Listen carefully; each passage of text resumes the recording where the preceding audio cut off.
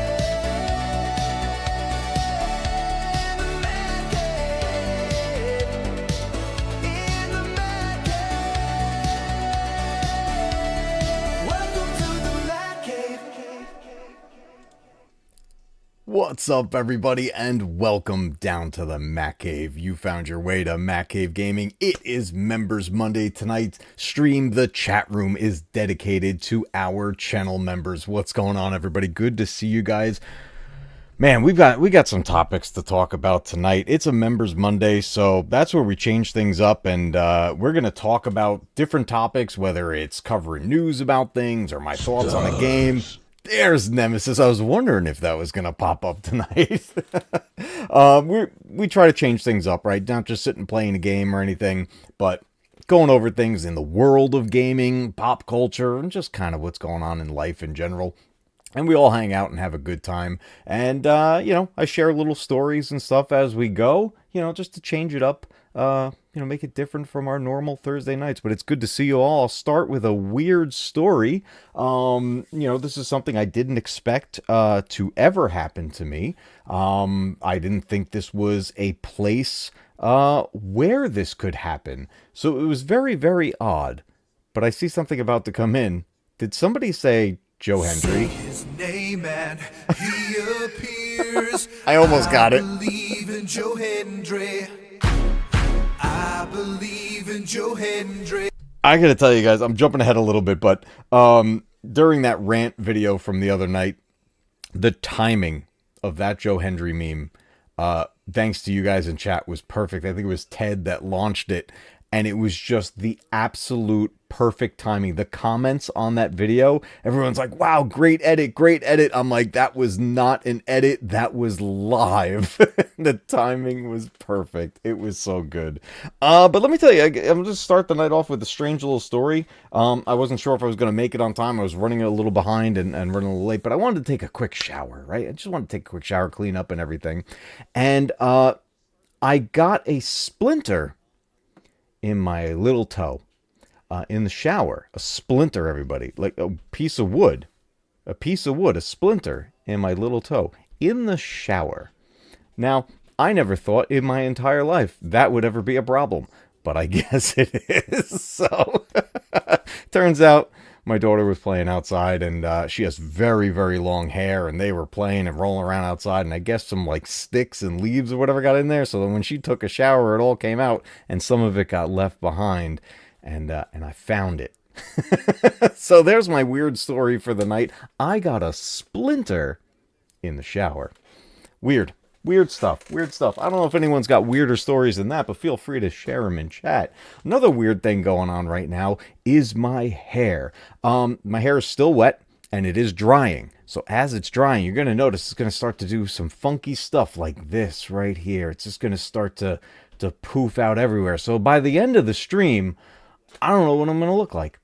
I don't know what I'm going to look like. But you know what? At this point, it is what it is.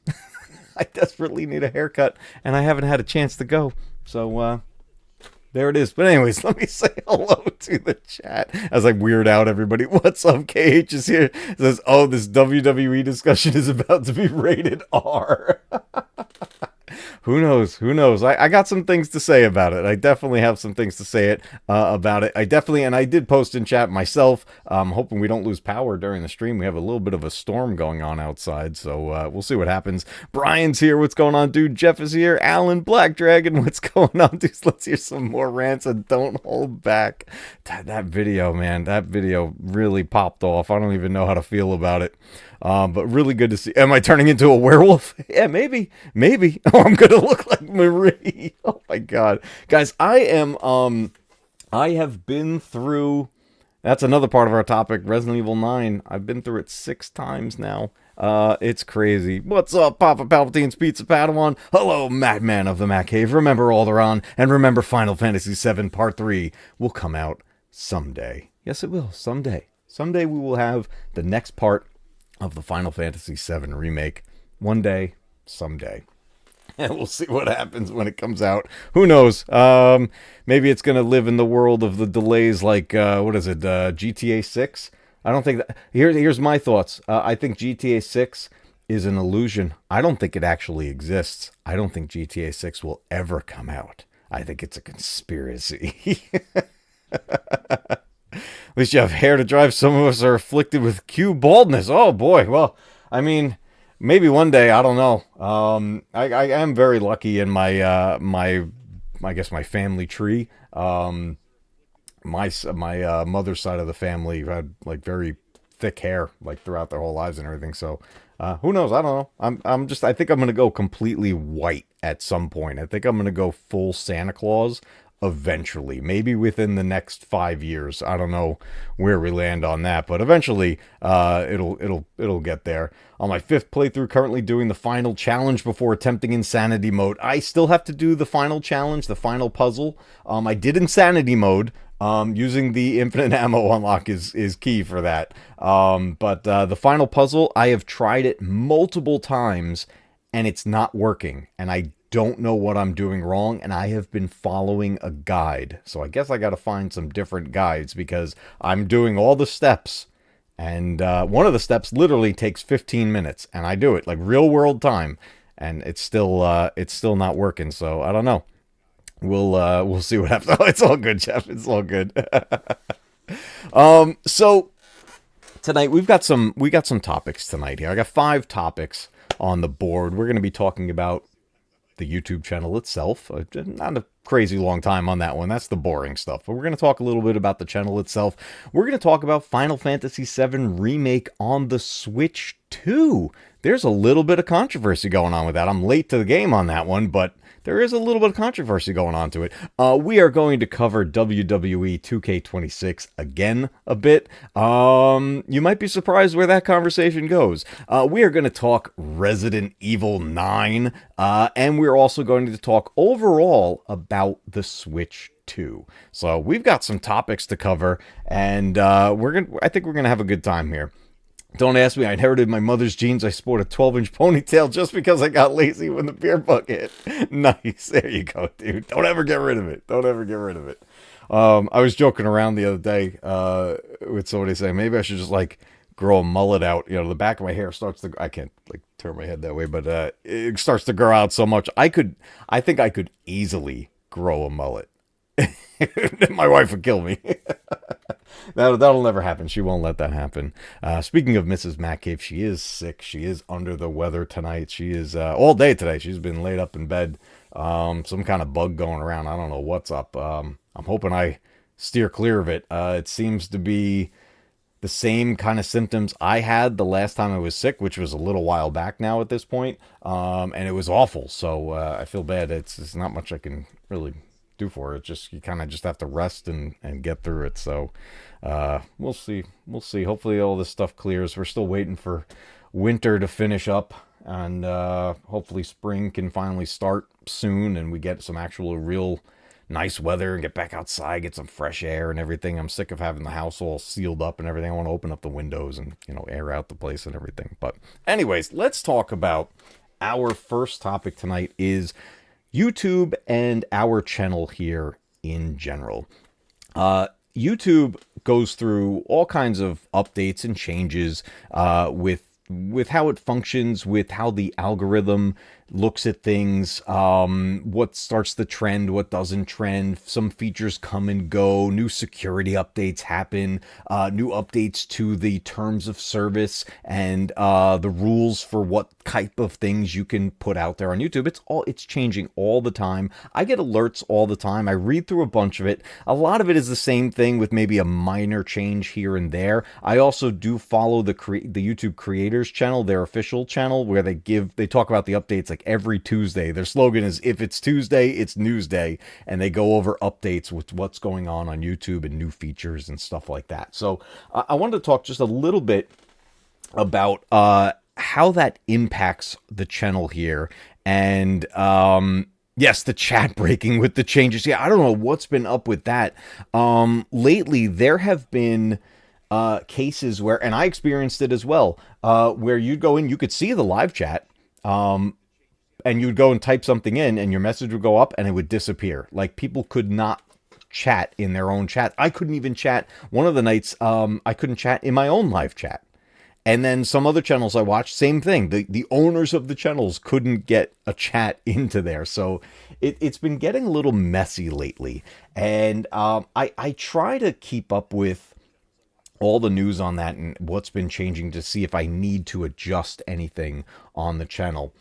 And what I've noticed happening recently is that some things are starting to lean more into the shared revenue on the monetization side of things. This happened a while back, this big change, where they wouldn't just claim like music or something like that and then just like you can't monetize at all. They started leaning more into sharing the revenue. So you still get something as the channel owner, and then the other half goes to whoever owns the claim on that, like music, for example. The other change I'm noticing, which I got impacted by starting last month, and where it got impacted, it's now just finally phasing its way out, is I started getting videos that were already up for some time, age restricted. Now, what happened was we had two live streams that we did for Resident Evil 6 during our whole road to RE9. When we got to RE6, 2 of those live stream replays got age restricted. And I'm sorry, they got one of them. I'm sorry, I'm misspeaking. One got age restricted. Both got claimed by Capcom. And I'm looking at this like they said that what our video was their that we used their video a demo from years ago when RE6 first came out, when it was on like whatever showroom or whatever, when they were displaying and revealing gameplay of RE6 for the first time. That's what their claim said. And I disputed it because obviously I did not use their 16, 17-year-old video, whatever it was. There's no reason to. We literally sat down all together and played the game live. Now, I know that that was not a human being that claimed those videos. It was that whatever AI bot they have doing that claimed it. So I disputed it, thinking, okay, this will, because what happens is when you dispute a claim, it is supposed to be then reviewed by a human at YouTube, and also the claimant can go and review it and determine whether or not they want to keep the claim on there or reverse it. The other part of that is if the company that claims it doesn't do anything for 30 days, then the claim gets removed by YouTube and everything resumes as normal and monetization comes back to the videos. And that's exactly what happened with both videos. So they sat earning no revenue for 30 days each because their bot that claimed it did nothing. So my dispute was in place and I just watched the countdown. It just said there's 26 days remaining. There's 20 days remaining. Like it just waited. I was like, they're not going to do anything. It's going to go the full 30 days. And that's exactly what it did. And I don't know why no one manually reviewed it, because it's clear as day that we did not use any of their content. It was a live play of the game, an old game at this point, but both videos did sit and they were unmonetized for a month, which sucks because we were in the heart of the hype for Resident Evil. We were on the road to RE9. We streamed RE6 before RE9 released. We were riding that hype train, guys. This was the time for that video to be out there and gain some traction. And it was getting views. You know, not a ton. I don't get a ton of views normally on the channel, but it was getting some because Resident Evil, right? It's hot right now. And there's always going to be Resident Evil here on the channel, but this was the time where it was like, okay, this is where you really want to talk about it. And even though RE6 is not exactly a fan favorite entry in the franchise, it's still something that people wanted to check out, and we played through tons of the game, but it got claimed. So I feel like those videos basically, well, the live streams are great. That we had so much fun with the live streams. The replay basically lost the game when it comes to monetization of the channel. And when it comes to this channel, I want this to be successful. I am pushing for it. I'm doing what I can with it in the limited time that I have to do this. I want it to grow, and when I see success happen on the channel and I see so many people hanging out for the live streams and seeing some videos do well, like that WWE 2K6 video, of all videos for something to do that well, it had to be that. But it did very well and continues to do very well. That helps the channel because it helps push things out. All those likes that happen, all the comments that happen on the video, all the views, the YouTube algorithm starts to push that, not just that video out, but other content on the channel as well. So it benefits replays, it benefits the other videos that I've made. So even though I'm not the biggest fan of what I did in that video, it helped the rest of the channel. So when something gets claimed like that, and it's clear as day a false claim, and you're forced to wait 30 days because the other side literally does nothing. All they did was have a bot claim it and then they walked away. It's frustrating. It was very frustrating. And I'm hearing more and more stories from people about that exact same scenario happening lately. And I don't know why that is. Maybe there was, I don't know. Look, we know AI is taking over all kinds of stuff, and YouTube is, as much as it's so funny. That was the other thing that changed with YouTube, was that they were so big on talking about don't put a bunch of AI content out there. They started fighting against it. Like, you're not going to get monetized. Your channel, the videos will be shut down. All this stuff. They were pushing against AI. And then all of a sudden they just flipped the switch and they're like, everything's AI. And they do all this AI and we're going to provide AI for you. And we're going to do all this. I don't know, man. It's wild. It is a wild time. But I just wanted to kind of talk about the channel and what I'm hoping for. And I do want to reach 100K. I really do. That's my ultimate goal. Like, even if it hit and then stayed there and that's it, that's as high as I go ever, I would be thrilled. That is the goal I want to hit. And because we get that, there's that plaque, and I know it's stupid. I know it's so stupid, but I want it. I don't know. There's something about it. I just want to have something tangible to be like, man, I put that work in and I made it, and then I can literally I want to put it right there. I want to put it right there. So I am hoping, but videos like that 2K26 video definitely help that out, because we got a pretty good push lately from that. We got a lot of new subscribers. We got a ton of views, not just on that video, but across a whole bunch of other videos. And it's weird how the algorithm works, how YouTube overall works, especially when a channel is monetized. There's so many different pieces to pay attention to. There's a lot of it. You could really, in all honesty, you could ignore a lot of it, but it is beneficial to pay attention to your analytics and see what makes sense to you and understand why a certain video did what it did. The other nice thing you could do is you could breathe new life into videos by changing out the thumbnail, updating the title. It almost like puts it back into rotation. I learned this about how this works. And this was from an interview with, I forget his name, but it's somebody that literally that works at YouTube. When you post a video, the first place it gets pushed to are your subscribers.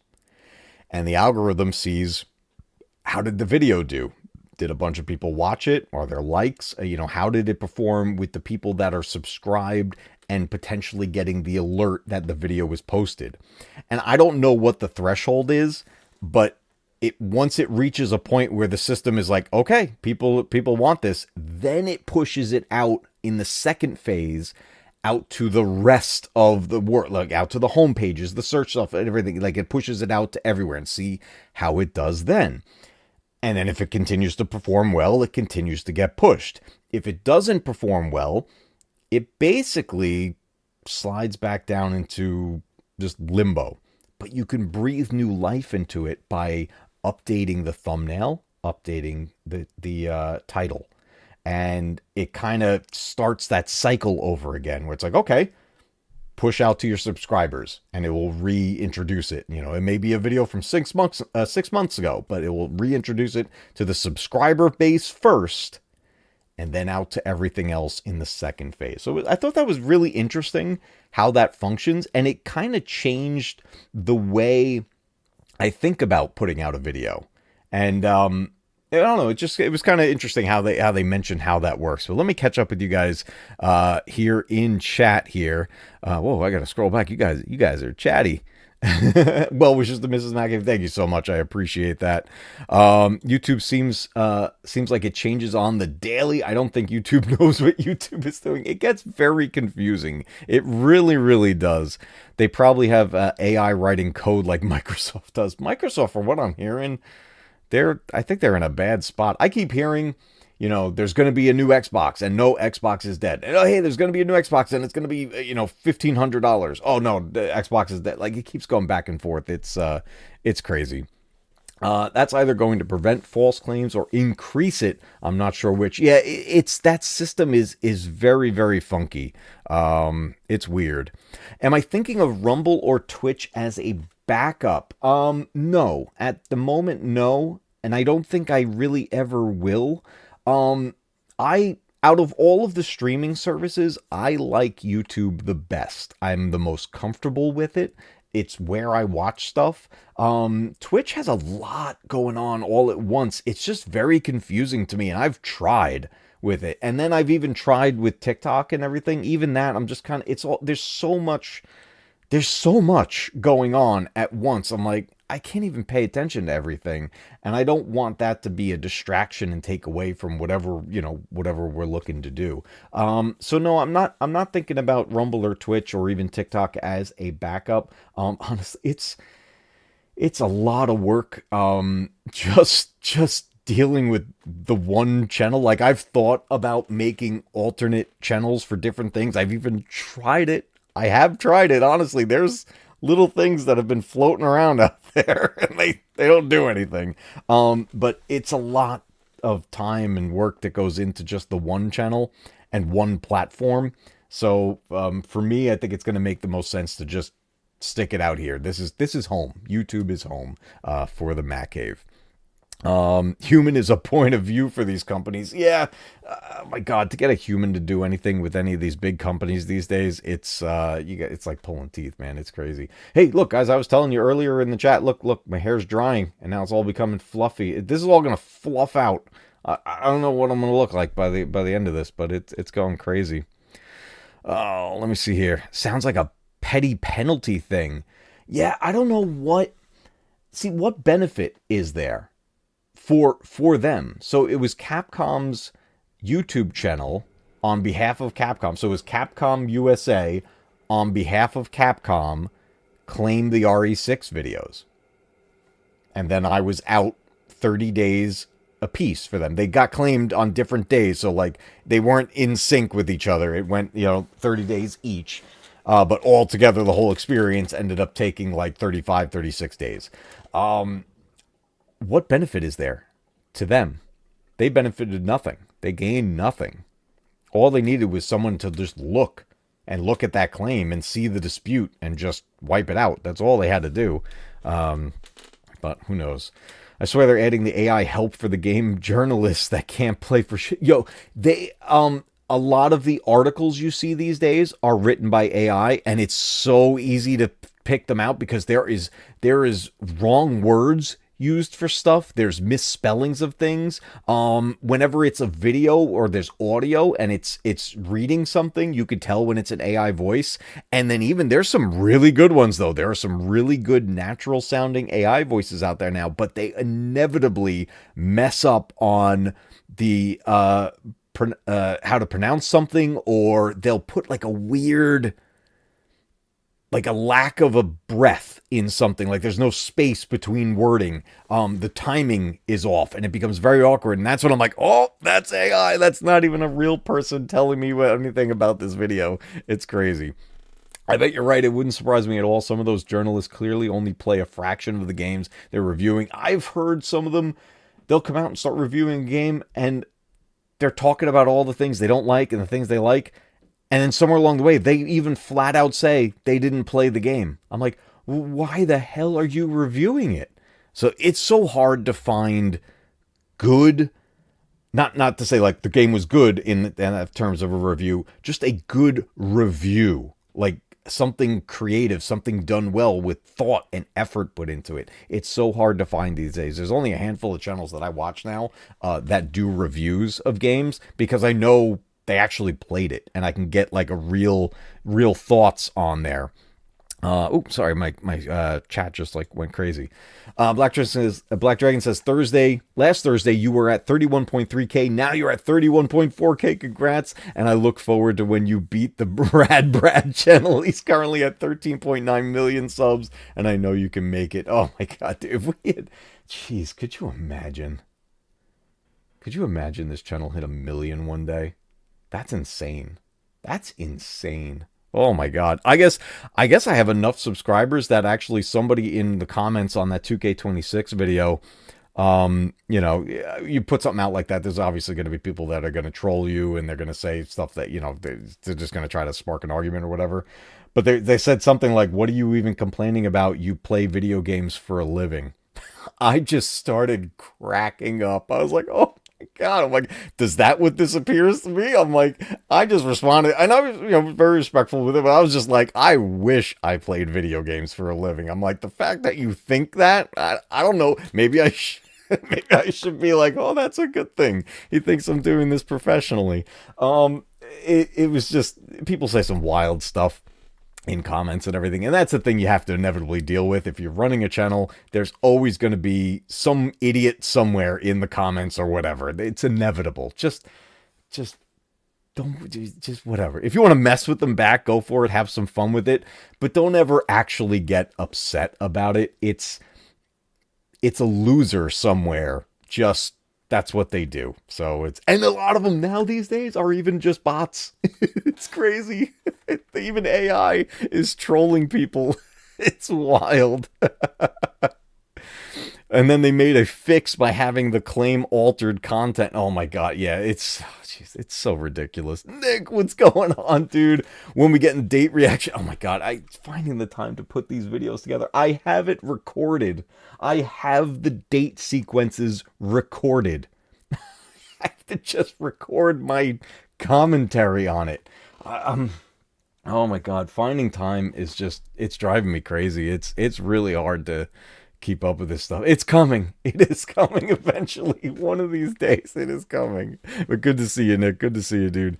Darren, what's up, dude? Good to see you, man. Let me see. Don't think the beard would go with the bikini or hot tub for Twitch.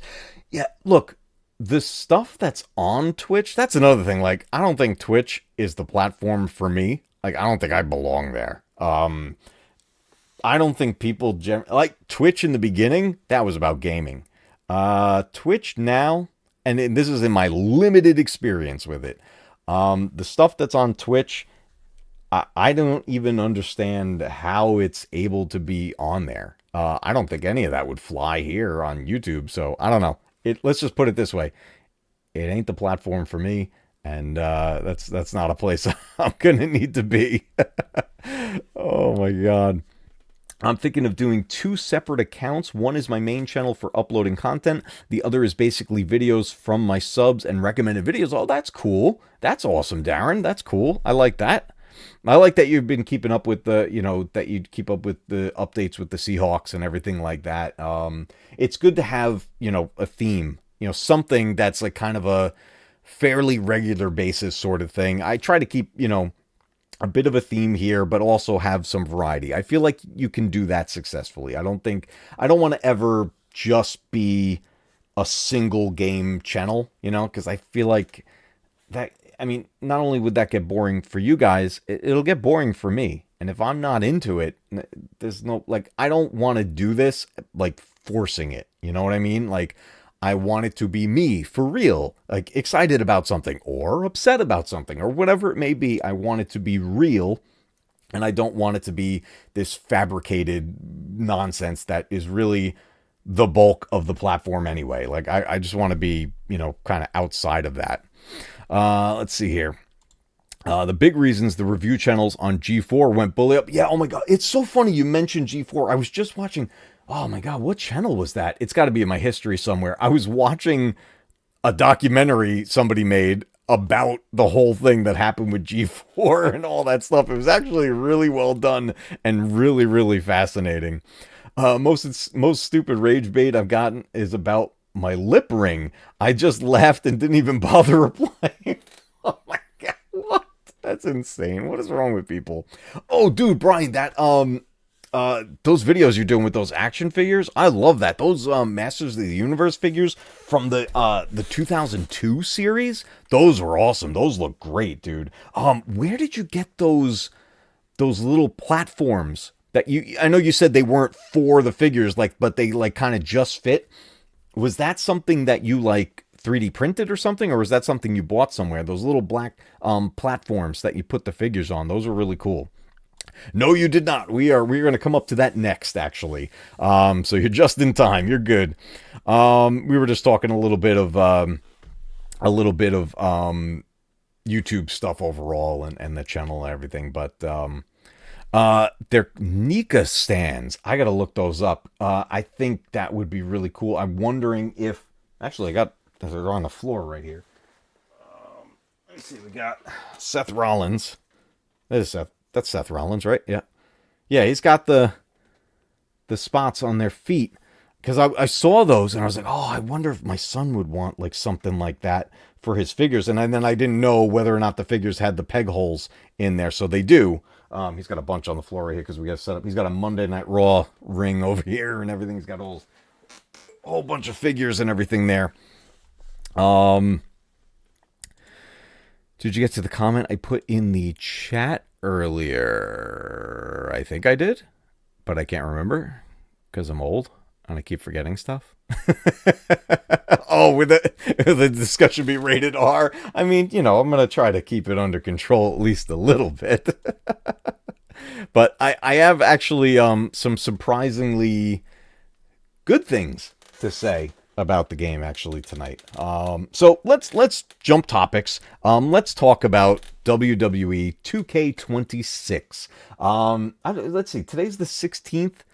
When was the official release date? Because I got the early access with the pre-order, and I can't even for the life of me remember what the actual release date is of the game. But if you've been out here on YouTube at all, you're seeing that every other video is about people really just being very upset with 2K and their parent company, whoever it is, and with the release of 2K26 overall. And this is because of their horrible business practices that they put into this game, and they basically made the game a gigantic cash grab.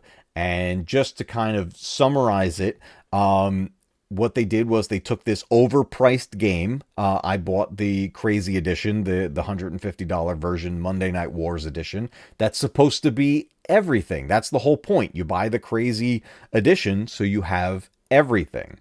And then in all the past releases, there would be an accelerator that came with that.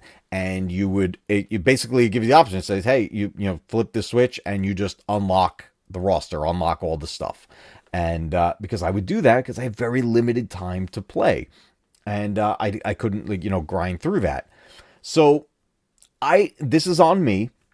I did not do my due diligence. I did not research the game before I purchased it twice, a copy for me and the copy for my son. And so that way we could both have the extra stuff, all the things, right? I didn't do my research, and that is completely on me. What I discovered once I got the game was that not only is there no longer the accelerator, right? There's still the season pass and all this stuff, which is actually kind of pointless now. But I paid for it.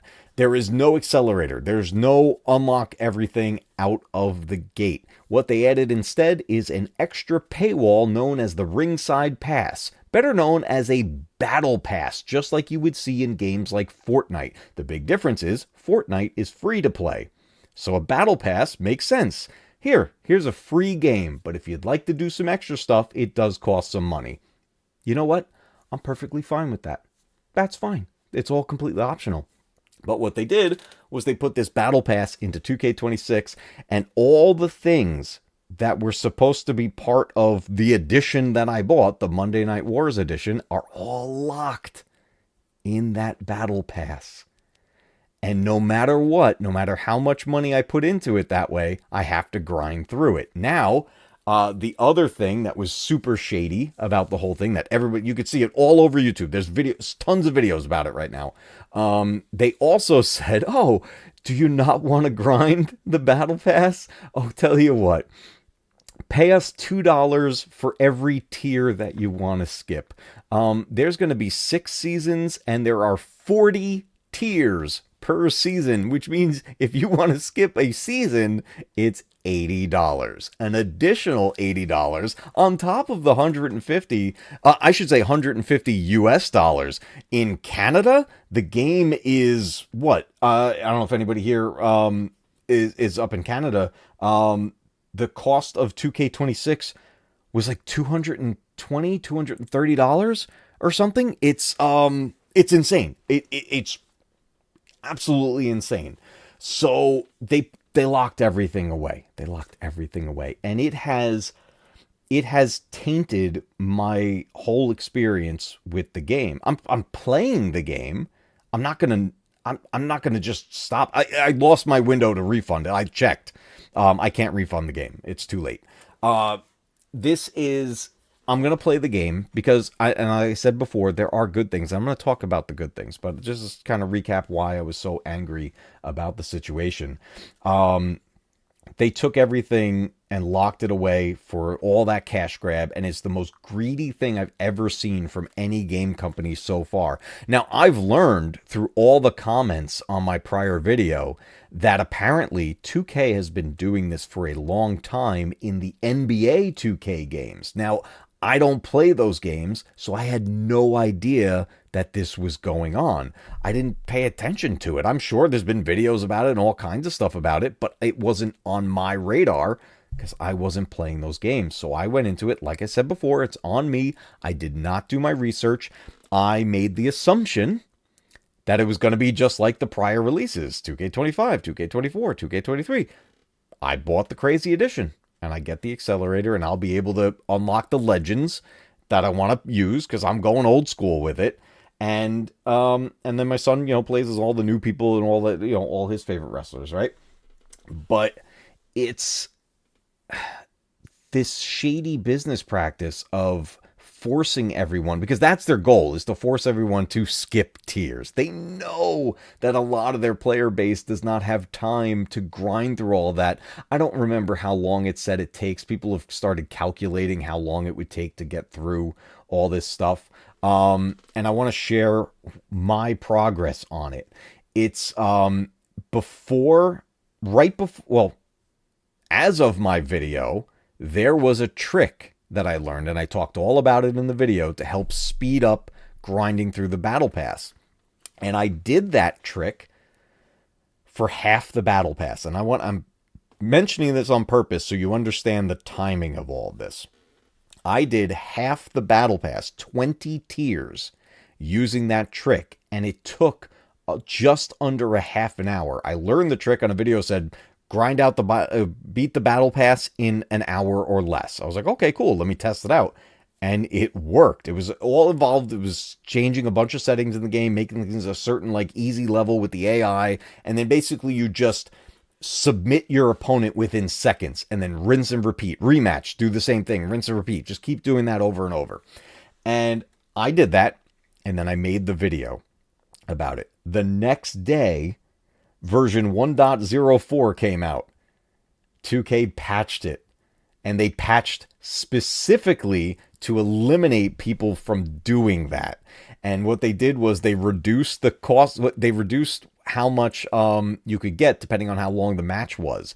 They tried to make it look like they did something good. They raised the XP levels for playing the match and winning the match, the bonus for winning the match. But what they did was, if the match doesn't last at least 60 seconds, you don't get the points. So they basically told people, screw off, and you don't get to do this trick. And then apparently some guy from 2K was mouthing off on Twitter. I don't have Twitter anymore, so I didn't get to see it. But he was telling people oh, you're just trying to break the game and not play it the way the system is designed. And it's like, I look at that, I'm like, it's a single player game, my friend. Why do you care how I play that game? That makes no sense. This is not, yes, you can play online matches with this game, but that's an optional thing. At its core, WWE 2K games are a single player experience along with couch co-op multiplayer. That's it. Online is optional. Doing this ringside pass has nothing to do with the online, but hey, guess what? If you want your progress to keep going in the pass, you better hope you've got a solid internet connection, because if your internet goes out for even just a little bit, or you try to play offline, guess what? Your experience doesn't count. You got to be online the whole time. So anyone who's trying to play offline and you want to play this game, if you want any of the experience points to unlock anything, you got to be online the whole time. People are pissed off. People are livid. And I'm one of them. This ended my relationship with 2K. I am no longer buying 2K games. None of them. Not just the WWE games or the sports games they do. I don't care what the game is. If 2K put out the game, they're not getting my money ever again. That's all it takes. A company wrongs me just once. That's all it takes. And that's it. They don't get another dime from me. I did talk about in that video as an example, due to their shady business practices, I have not given a dime to GameStop in almost 2 decades at this point. I won't give them money. They treat their employees horrible. Their business practices are shady, and that's all it took. And they screwed me over, and then that's it. I don't want to do it. They charged me for a bunch. They put a bunch of stuff on the bill. And it was something like I pre-ordered a game, whatever, and they signed up for a bunch of shit. And I was like, no. And it cost me money. It was all there. It was like literally on the receipt. I didn't see it for a few days, but then I realized what happened. And I was like, what the hell is this? I was like, nah, screw that. I ended up canceling my pre-order, and I returned something. And I made them give me cash. It's, because they were trying to make it store credit. I'm like, I'm never coming back here. Give me my money. And I made them give me my money, and I haven't been there since. That's it. They don't get my money. So now 2K is in that same place.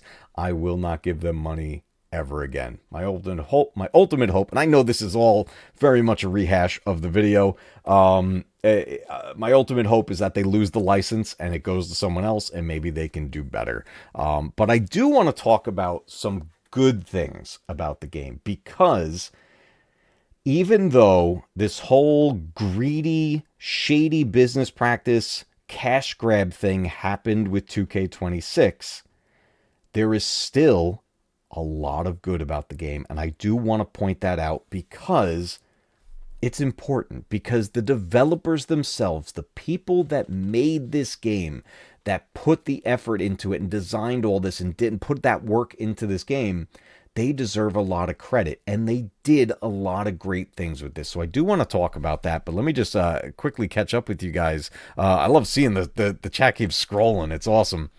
Oh, nice. You subbed over to Brian's channel. Thank you so much, dude. Yeah, it's awesome. I was just watching, check it out. He did a video about the 2002 He-Man and the Masters of the Universe figures. It was really good. Really, really well done. Take-Two Interactive is their parent company. Okay, good to know. Take-Two. Well, I'm trying to think of. Is there another brand under their umbrella? It sounds familiar. The Take-Two. I'm not sure if I'm thinking of the right one.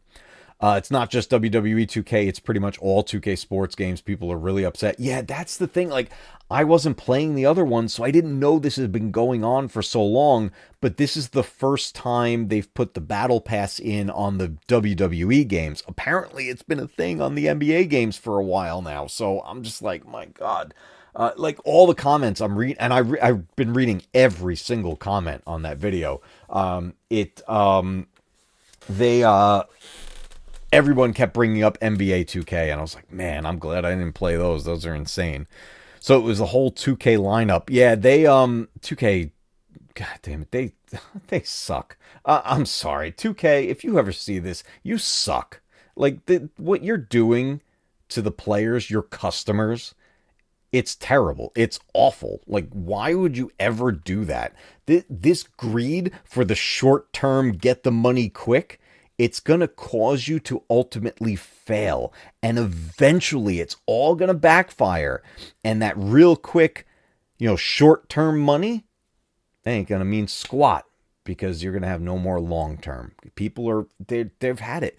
Things are way too expensive these days, and video games are a big one.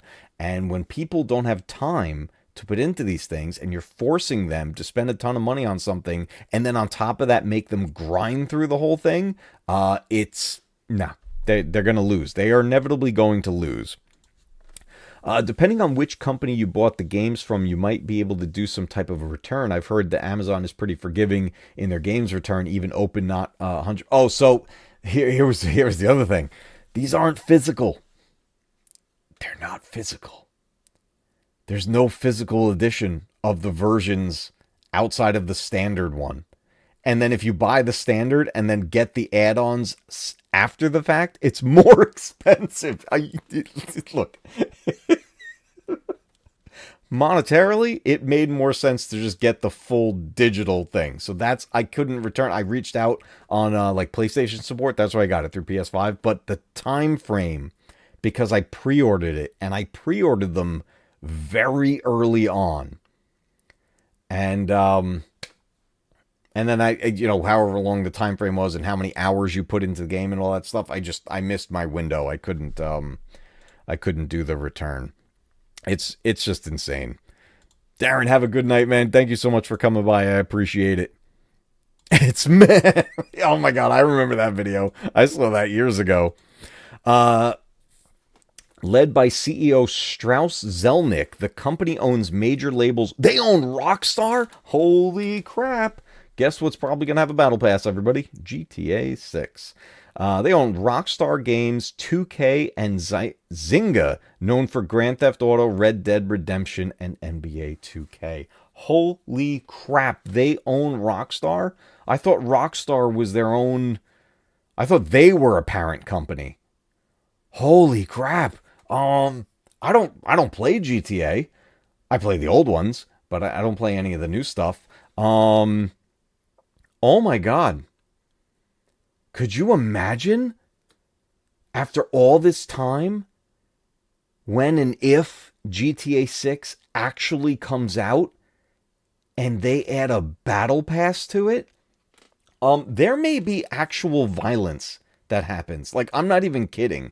I think people will legit riot in the streets. Like, it's going to be unsafe. People are going to make GTA real. Like, that fan base. Oh my God. Wow. I got to keep an eye out on when that comes out and see. I'm not getting the game. But man, people are going to riot. There will be actual riots. You're going to see it on the news. That's going to be terrible. No wonder GTA 6 is in chaos. I wonder if they're going back and forth. Like, do we do it? Do we not? They got to be paying attention to what's happening with WWE. It's not just the games. WWE in general has priced out their fandom. I went and looked up to see when whatever show would be next in our nearby area. And I wanted to look to get tickets to take my son to an event. It didn't have to be a pay-per-view, maybe like a Monday Night Raw or a SmackDown or something. For crappy seats, I'm talking crappy seats with something like blocking your view, thousands of dollars for two seats, thousands of dollars to be in the nosebleeds. I couldn't believe it. To even consider being anywhere near the ring. God forbid you wanted to be like over there by like the broadcast table and stuff in that area. Yeah, you better save up your mortgage payments and car payments and don't put them towards the things they're supposed to go towards. Student loans, any of that stuff. Don't pay any of that. You save that money and you keep it bundled together so that you could go sit in an arena and watch a WWE match that may not even be good. It is disgusting how expensive it was. And I showed my son, I was like, there's no way we could go. And he fully understood. Obviously, he was disappointed. I was disappointed. Personally, I have never been to a WWF/WWE event. I never got to go growing up. I wish I did, because back then I could have afforded it. I never got the chance to go. And I thought this would have been incredible for my son's first WWE experience in an arena would also be my first experience. I thought I was like, this is going to be so much fun. And we were talking about it, and then we got to the pricing, and I like almost threw up. I was like, and I explained to him, and it didn't take much explaining. He fully understood. I was like, we literally just can't afford this. Like, it's impossible. I don't make nearly enough money to even afford one seat.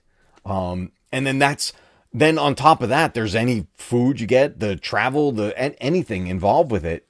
This was just for the seat. I couldn't believe it. It's so WWE overall has just completely priced out the fandom. And I watch here and there. Not that I'm watching the whole show or anything, but I check out a little bit of what my son's watching with the new stuff, the current things. And I'm not really paying much attention to what's happening in the ring. I'm looking out in the crowd. And it's pretty empty on most of the shows that I'm seeing. I'm like, this is, you've got the diehards that are there that are probably rich and they're all up front.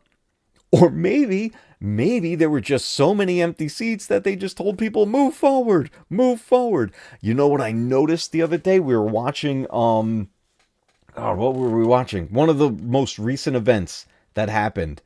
And it was, and I know they did this on purpose. The lighting, what they did with the lighting was, it was nice and bright, for the ring and the first few rows. And then it was just pitch black the rest of the arena. And I'm telling you, you could tell, even though it was pitch black. I'm looking, I'm like, because you should see like a head move, like a shadow, a figure, something. It was empty. It was empty, and they're trying to hide it, and they're not doing a good job of it. It's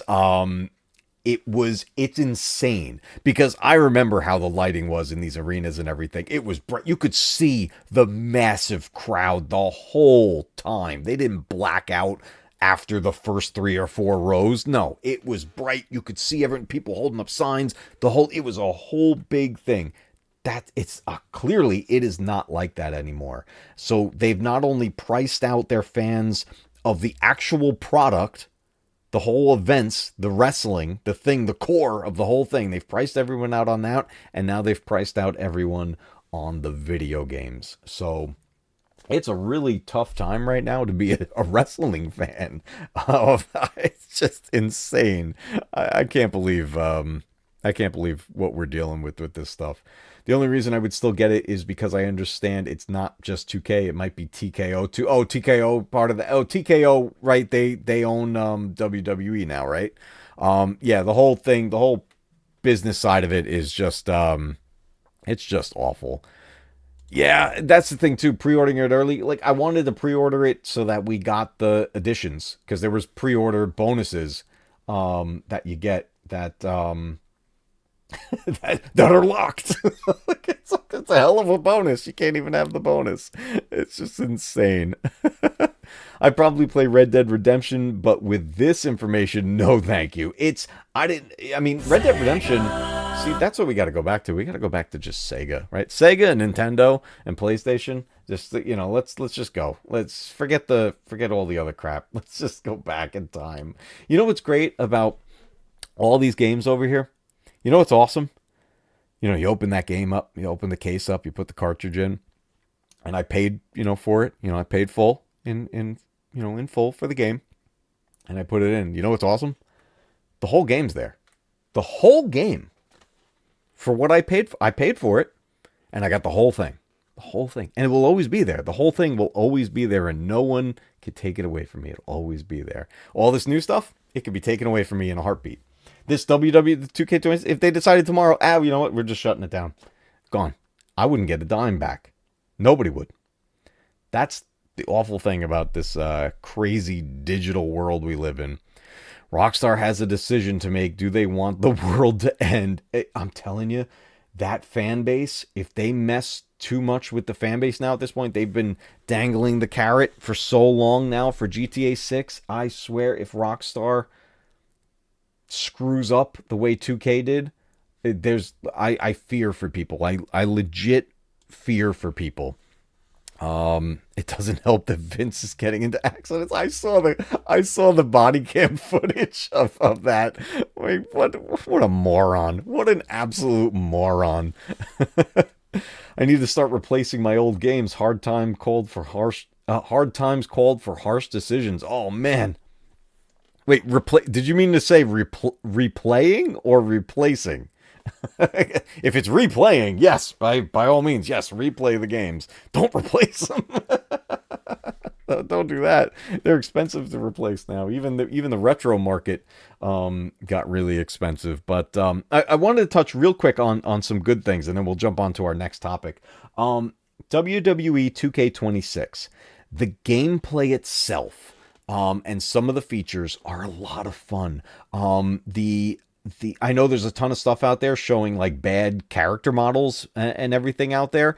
I don't know what they're using as a source for a lot of those, because I literally have the game myself on the PS5 and it looks freaking awesome. So I'm thinking a lot of people are putting videos out about complaining about the character models on PC at lower graphic levels, and I think they're claiming it's at full. I think there's a lot of BS out there, so don't believe a lot of it. Take a look at some stuff for yourself. I think it looks phenomenal. There's still some wrestlers in there that are just kind of like, they've never looked quite right in these video games, and I've just kind of accepted that. Like Bret Hart, my all-time favorite, Bret Hart.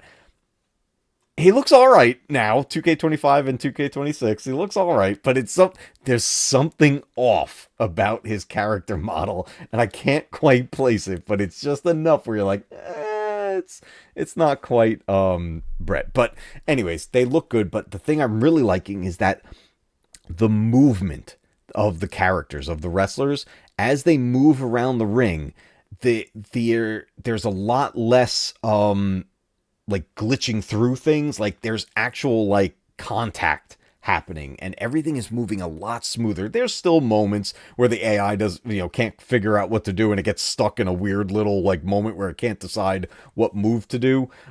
That's been a problem in all these 2K games for years. Like 2K will patch out a way for somebody to get through their ring pass fast, but they won't fix glitches in these games that have lasted for a decade. They're just, God, I hate them. But the overall gameplay is really, really good. I have been enjoying playing it, even though a bunch of the stuff I'm playing is not what I wanted to play. I wanted to play universe mode, where I make my shows and have my legends and do all this stuff, and that's where I play. I have been forced to play the other modes, but that said, I have had fun with it. Like, I do like the showcase. And I've liked the showcase in multiple entries. It's not my main focus, but I've had a good time with them. This year was focused on CM Punk, and the cool thing about this showcase was it wasn't just go play the matches that he's done. It was all about a what if scenario. So instead of playing the match exactly the way it happened in history, it was like, well, what if this happened instead? And then there's also, he talks about dream matches he would have liked to have had, and you play those matches. So the showcase was a lot of fun, and that did help with building XP to unlock tiers in the ringside pass, and I'm going to tell you where I'm at in that. The other thing I've been forced to play is the My Rise mode, which is basically the career mode, where you create a wrestler and you go through a career mode. I never really got big into those before. I have played them before, but it wasn't my go-to. But I heard it helps with the XP, so I did that, and I played through My Rise, and it did help.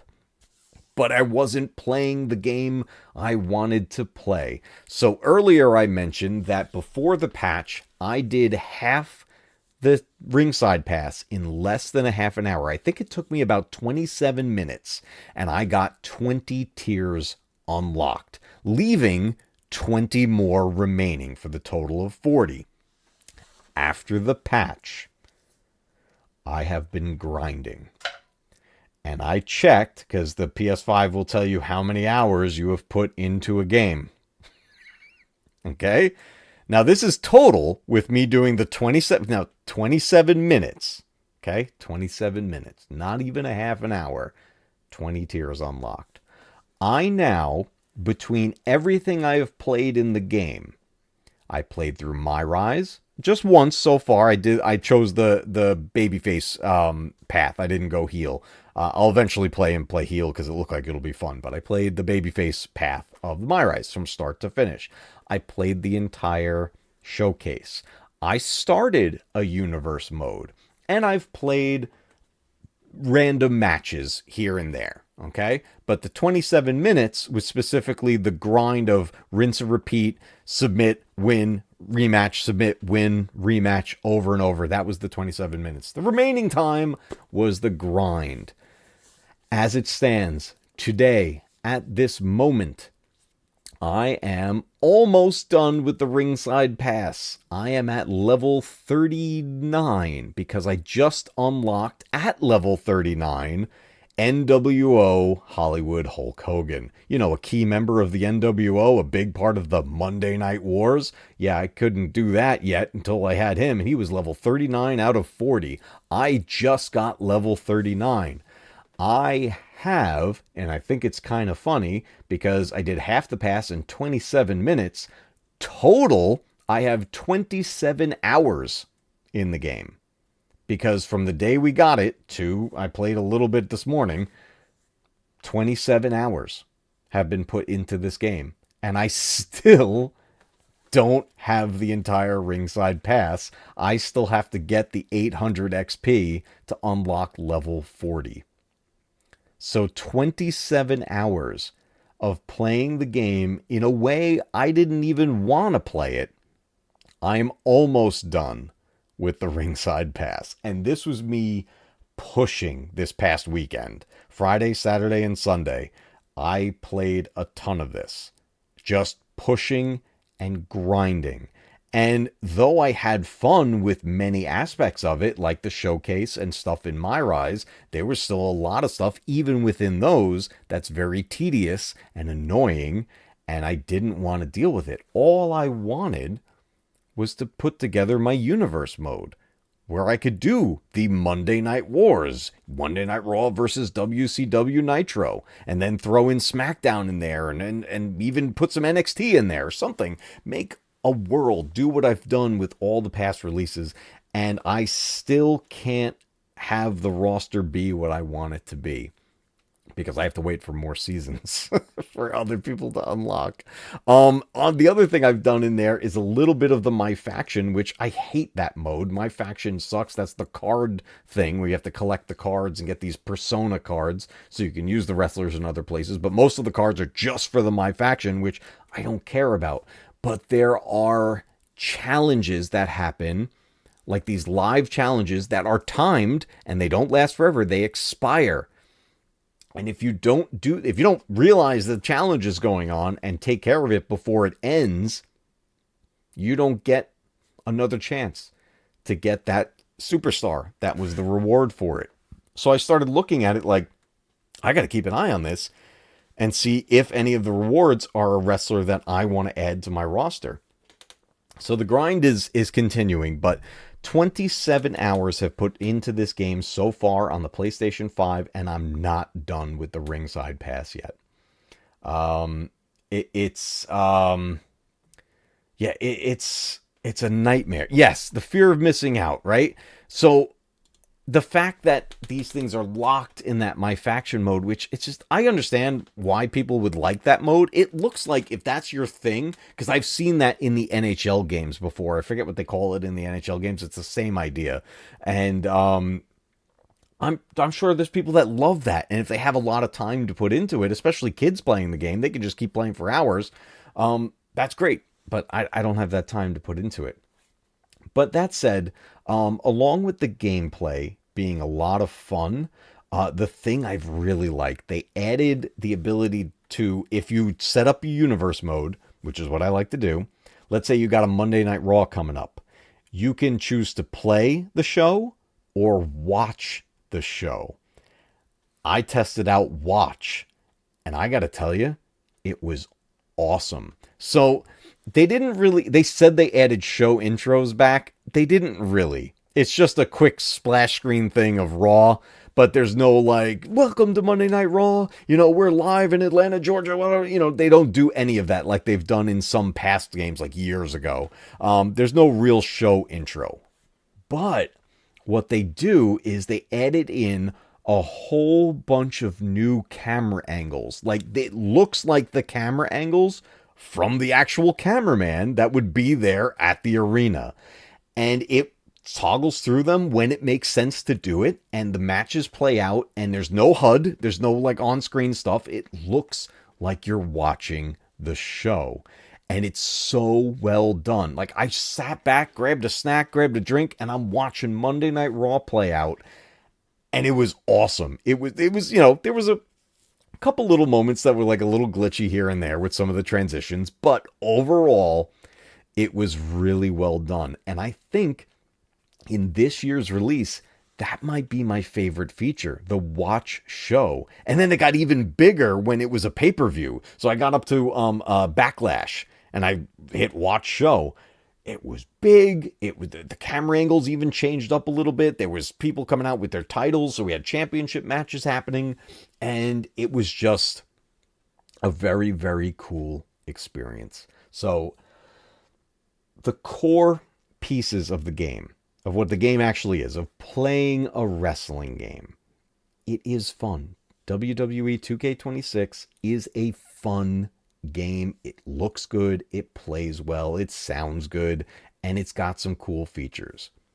But unfortunately, the whole thing has been tainted by the money-grubbing world of 2K games. They suck. They can kiss my ass. Fuck it. I don't like 2K. I don't like 2K. They screwed me over, and I don't like them. I don't like them. And I'm not going to give them any more money. I will play 2K26 and enjoy it. I will have fun with what I can with it in the time that I get to put into it. But it will be a very long time before I ever get a new wrestling game. I've got all the past ones. I've got the classic retro ones. I've got everything from that was on the Nintendo all the way through to the PlayStation 5. We've got all these games. So there is plenty of games that I can play in the world of professional wrestling. I even have the WCW games and all this stuff. So plenty to play. And there's lots of great ones in there. But no, I'm done with 2K. Only one F-bomb. It's PG-13. That's right. PG-13 allows one F-bomb. And I love that because there's so many PG-13 movies that will utilize it well. And it like comes out of nowhere. I love it. What was it? One of the X-Men movies. Which one was it? Where Xavier and Magneto are trying to round everybody up, and they get to Wolverine at a bar, and they walk up to him, he's like, F off. I was like, yes, that's awesome. That movie was PG-13, so they used it the right way. Days of Future Past, yes, that's the one it was. I love it. Again, it would be one thing if they would have gave us a premium pass out of the gate. I could understand if it was just a free pass that you had to grind out. That's fine to me. Yeah, if it was like a free pass, that's all fine. But when you pay the ticket price and you don't get the thing you paid for, that's what everyone's pissed off about. So there's hundreds of videos out there right now all about this with people that know a lot more of the behind the scenes stuff than I do. This was something that was honestly a surprise to me and an unfortunate one. I learned a hard lesson with that. So anyways, we're gonna move on to another topic. I forgot to have my drink or anything here with me. I'm like all parched and I don't have my beverage. But we're going to move on to another topic. I wanted to talk a little bit about Final Fantasy VII Remake, specifically on the Switch 2. There has recently been, and again, I'm late to the game on this one, there's been a little bit of controversy, and apparently the fandom, for some reason, is not too happy with it, and personally, I'm not too sure why. So, I'll pause to go get the... I may, actually. I'm, like, very, very parched. You guys want to hang on just a minute, and I'll go grab a drink real quick? Should I do the little be right back screen? Everybody, go grab a drink. Go grab a drink. We'll do that, and then we'll talk about Final Fantasy. Where's my be right back thing right here? Yeah, before my voice goes, exactly. All right, I'm going to go grab a beverage. I'll be right back. You guys do the same. I'll be back.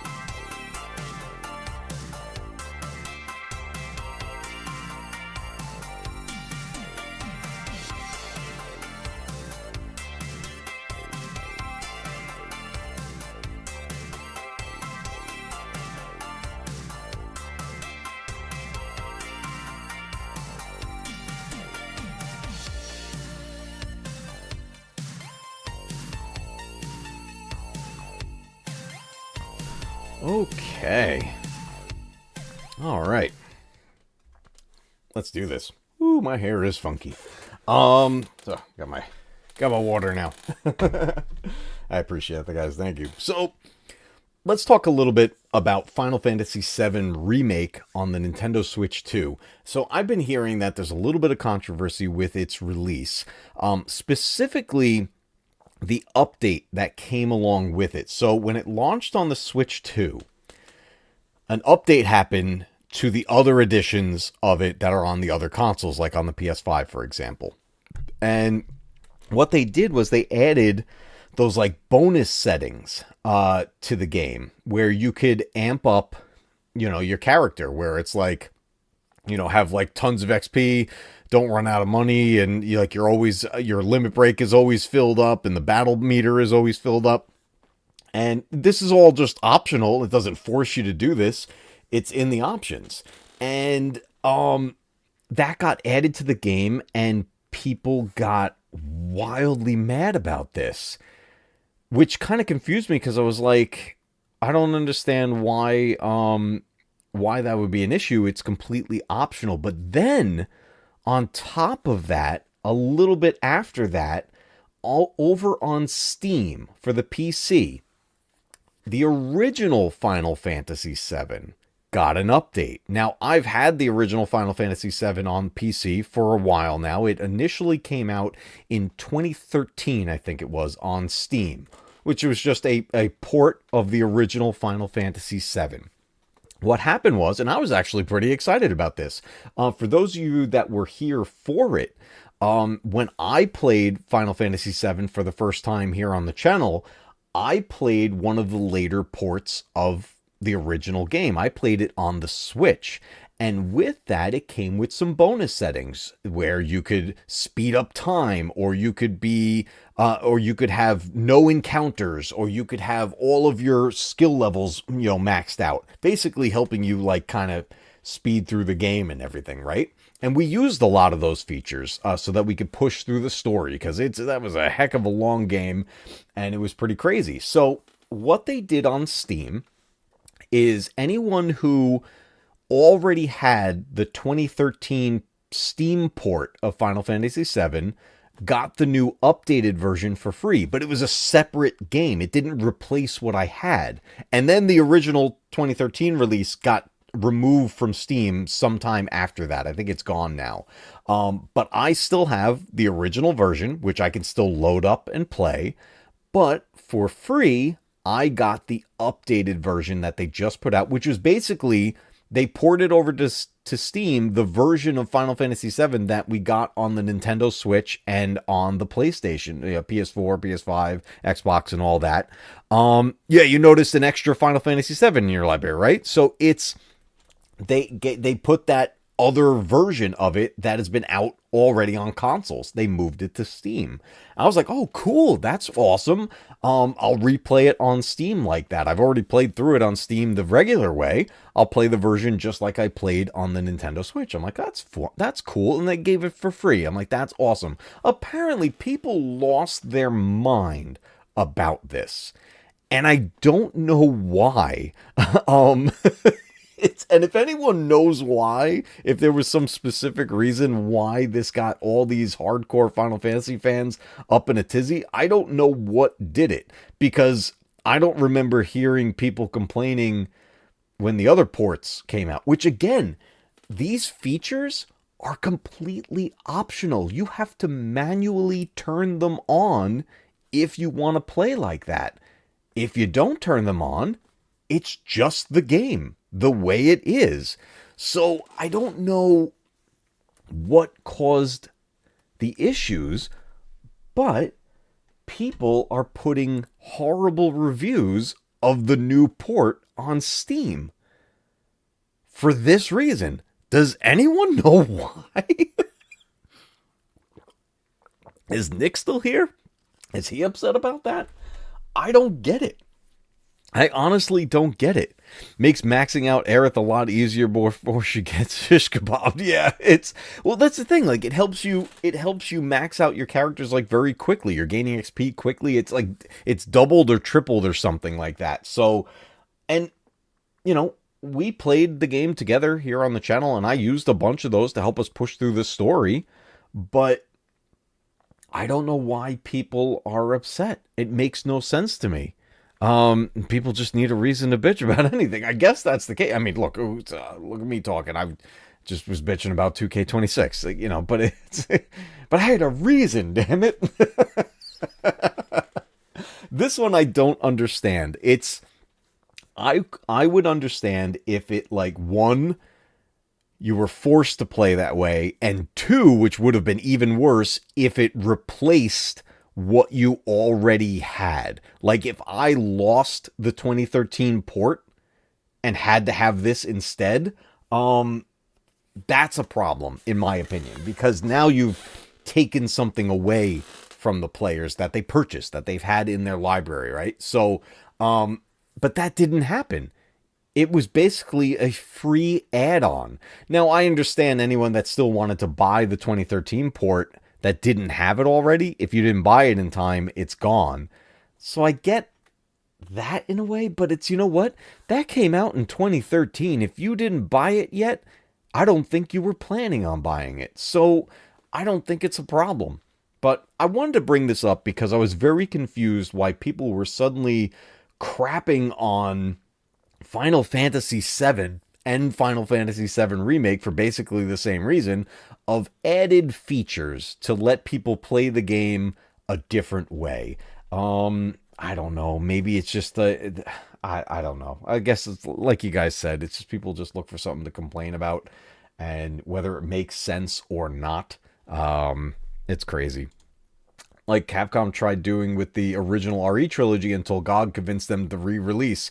Yeah, I'm so happy they came out on GOG Galaxy. My God, those ports are amazing. Which, speaking of Emotional damage. I love that one. Speaking of the GOG Galaxy ports, our friend Ted from Ted's Nerd World has been playing for the first time. He's playing the original Resident Evil trilogy, and he's been playing it on GOG. And he might be streaming actually right now, I think. If you guys haven't seen his playthroughs of it, oh my God, watch him. Show him some love over there at Ted's Nerd World. One of my favorite things in the world is seeing someone play Resident Evil for the first time. And it's great. He's having a blast. I'm having a blast watching his replays. I keep missing his live streams, but oh my goodness, they're so good. I love it. Yeah, we don't have the time to grind these days. So many younger people thinking they can just game for their entire life. Real world don't work like that, kids. Yep, that's the thing. You know what it is? When we're kids, we're like, oh, I can't wait to be a grown-up. I'll just do whatever I want and play whatever I want. Because then I'll have money and all this stuff. Yeah, having money comes with all kinds of responsibilities and all kinds of stuff. So you don't have the time. He is live right now, guys. Yeah, if you want to check out, or if you even want to open up another window, or if you just want to leave here and go watch Ted, I wouldn't blame you. He is having a blast going through those games, and I love it. He's playing through. Yeah, he's on Leon B, right, on Resident Evil 2. I'm sorry, my nose is like all freaking itchy. I trimmed my mustache and stuff when I'm sorry. I'm like scratching my nose like a crack addict over here. He's having a blast playing through it, and I love it. So I keep watching his replays because I keep missing him live. I don't even know if I have a way to like send people over there, the raid thing. I don't remember how to do it. But I'll figure that out one of these days. But yes, please show Ted some love, especially for those Resident Evil playthroughs. It is awesome. Speaking of Resident Evil, we have two more topics to talk about, and one is going to merge into the other. I want to talk to you about my progress in Resident Evil 9, and we're even going to take a look at Resident Evil 9 on the Switch too, guys. So, Resident Evil 9, I have now been through the game 6 times. Since we all played it together for the first time live. Since then, I played it 5 more times, and I've beaten the game 6 times. And I'm on my 7th playthrough, just messing around, doing some fun stuff and everything. I have almost all of the challenges done. I have 3 remaining, and yeah, only 6. It's going to be a lot more real soon. It is... there's 3 challenges left. One is this, it's called the final puzzle, and I have tried to do this multiple times and it keeps failing. And it's such a weird thing to do. But I have to find a new guide, because clearly the guide I'm following, something's got to be wrong, because I've been following it exactly and I've tried it multiple times and it just does not work. So you have to do a certain sequence of things, and it's a long, tedious thing to do, because you can't just do it in one playthrough. You set certain things up in one playthrough and then you finish it all off in the next playthrough. And when it doesn't work, it's like, oh my God, it takes a lot of time to go back. So I'm working on that. Went through and we missed one file. Get this, everybody. When we finished our first playthrough, we were missing 3 files. I found 2 of them on my second playthrough and have been missing 1. And I now know where that last file is, and I can't believe this happened. You guys remember, we were playing it together. I searched everywhere. I'm a searcher. I look everywhere. The fact that I missed any of them, I was like, man, we were so close to getting 100% of that. But this last one is Slacker. That's the one I'm following, the IGN guide. The doll doesn't spawn. Down at the bottom of the stairs when the flood is everything coming through and everything, the doll never spawns. I get the message after draining thing. I do the 15-minute things. I get the hand. I scan it. All the stuff. I'm doing all the things. You flush the toilet 8 times. I know it sounds ridiculous, but you actually have to do that. The doll doesn't spawn. So I don't know what I'm doing wrong. I have no idea. So I'll figure it out eventually. But the last file that I am missing is in the RPD. And it's up on the 2nd floor in one of the hallways. And the problem is, the reason I missed it is because the file is literally not there. It's on a bench. Those benches that are in the upstairs rail, the walkway upstairs on the 2nd floor. It's on one of the benches. But it's not there the first time you go through that spot. It appears, for whatever reason, it appears after you escape Mr. X and you're back up there. You have to go look at the bench again, and the file will be there. I had to look this up because I searched everywhere, and I'm like, this can't be right. I'm like, I even did the extra files, the letters from 1998, the bonus content letters. Those don't count towards the files, but I found all 5 of those. So it's the guide pamphlet. That's what it is. Yep. It appears after the fact. So now I'm just playing through again, and once I get to the RPD, which I'm almost at again, I'll just go grab it, and then boom, I have that. So almost done with all of the challenges on there. But I wanted to talk a little bit about Resident Evil 9 on the Nintendo Switch 2, and I've got the Pro Controller over here, all set to go. I think I gotta fire the game back up here and turn the Switch back on. But I've been seeing a lot of videos about Resident Evil 9, because now I get to watch videos about Resident Evil 9, because I'm past all the spoilers and everything now.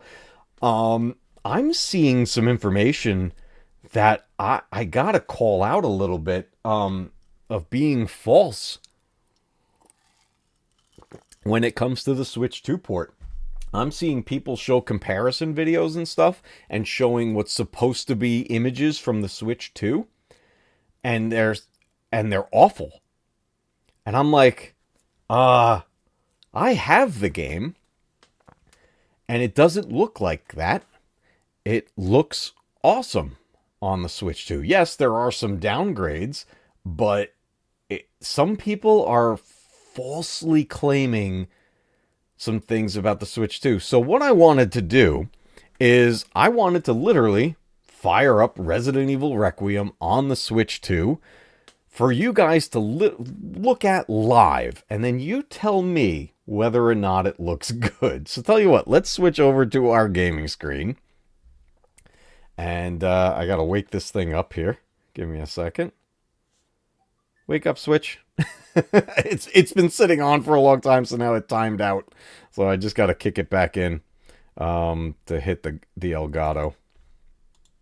Let me reactivate that. Come on, Switch, wake up. There you are.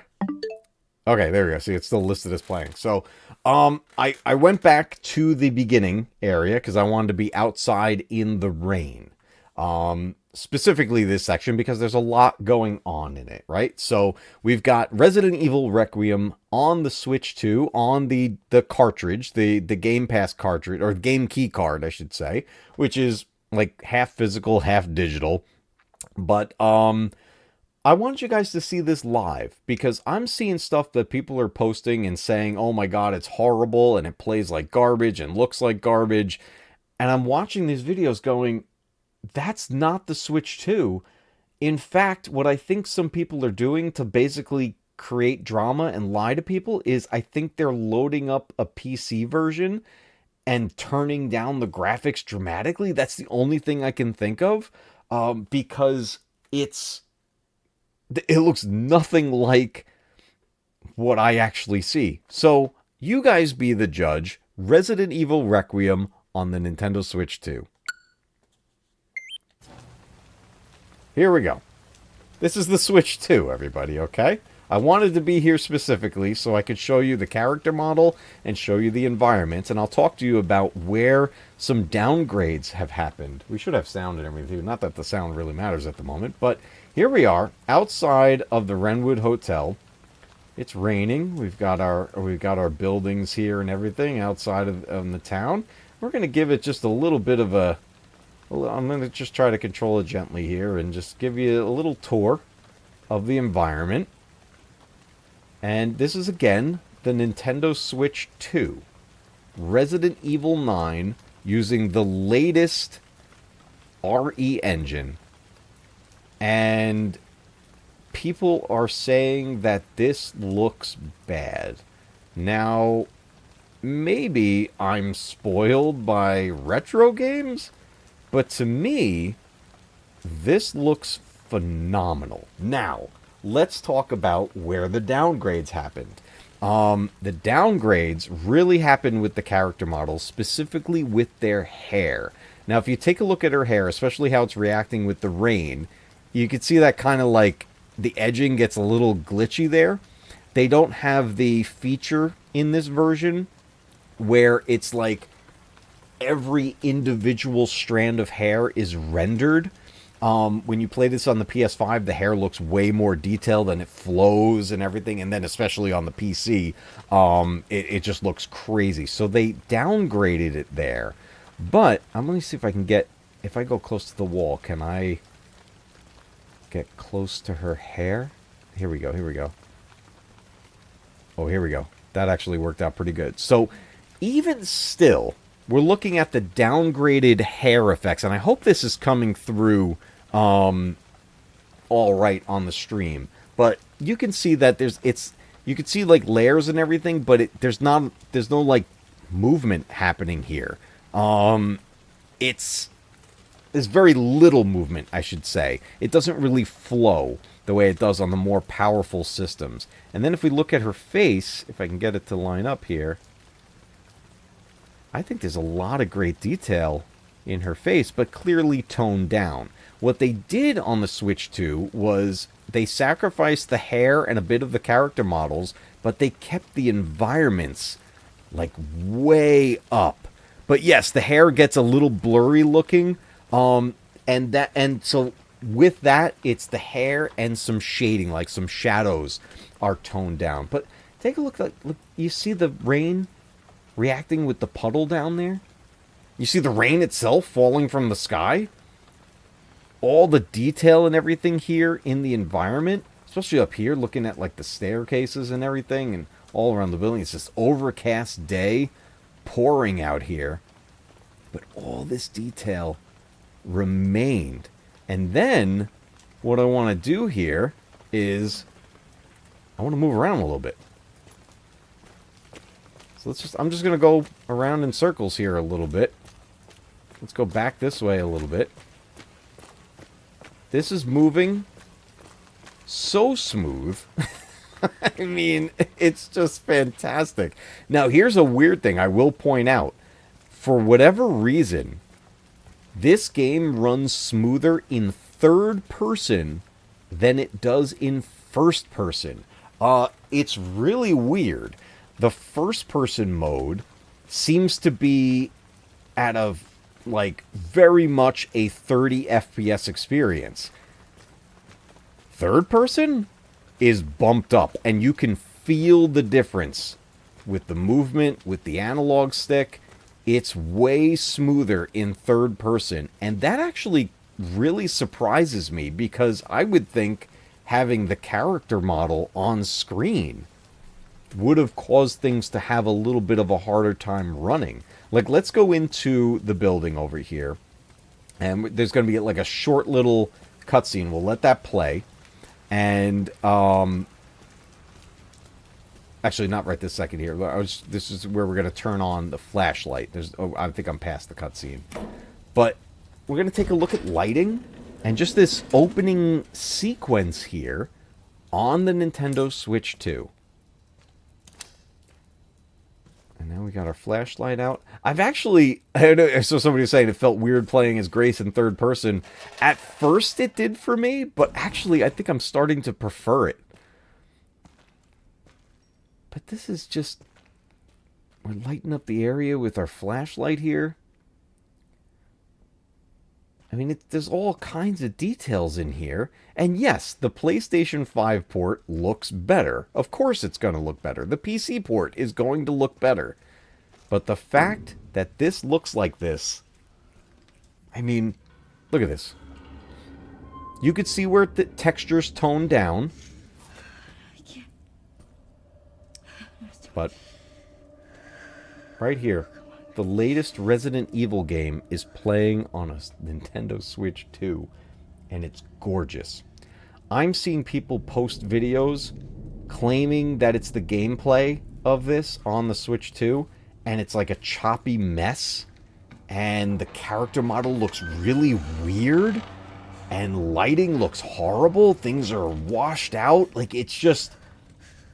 I don't know what they're showing, but I'm seeing these videos and I'm like, that's bullshit. I'm like, I have the game and it looks great in handheld also.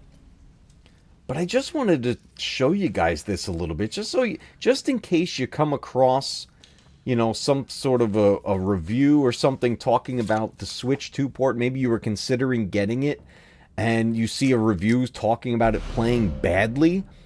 I want you to know that it does not play badly. Who's there? We're looking at it right now. Like, you see her hair doesn't flow and bounce the way it does with the other mode in the more powerful systems.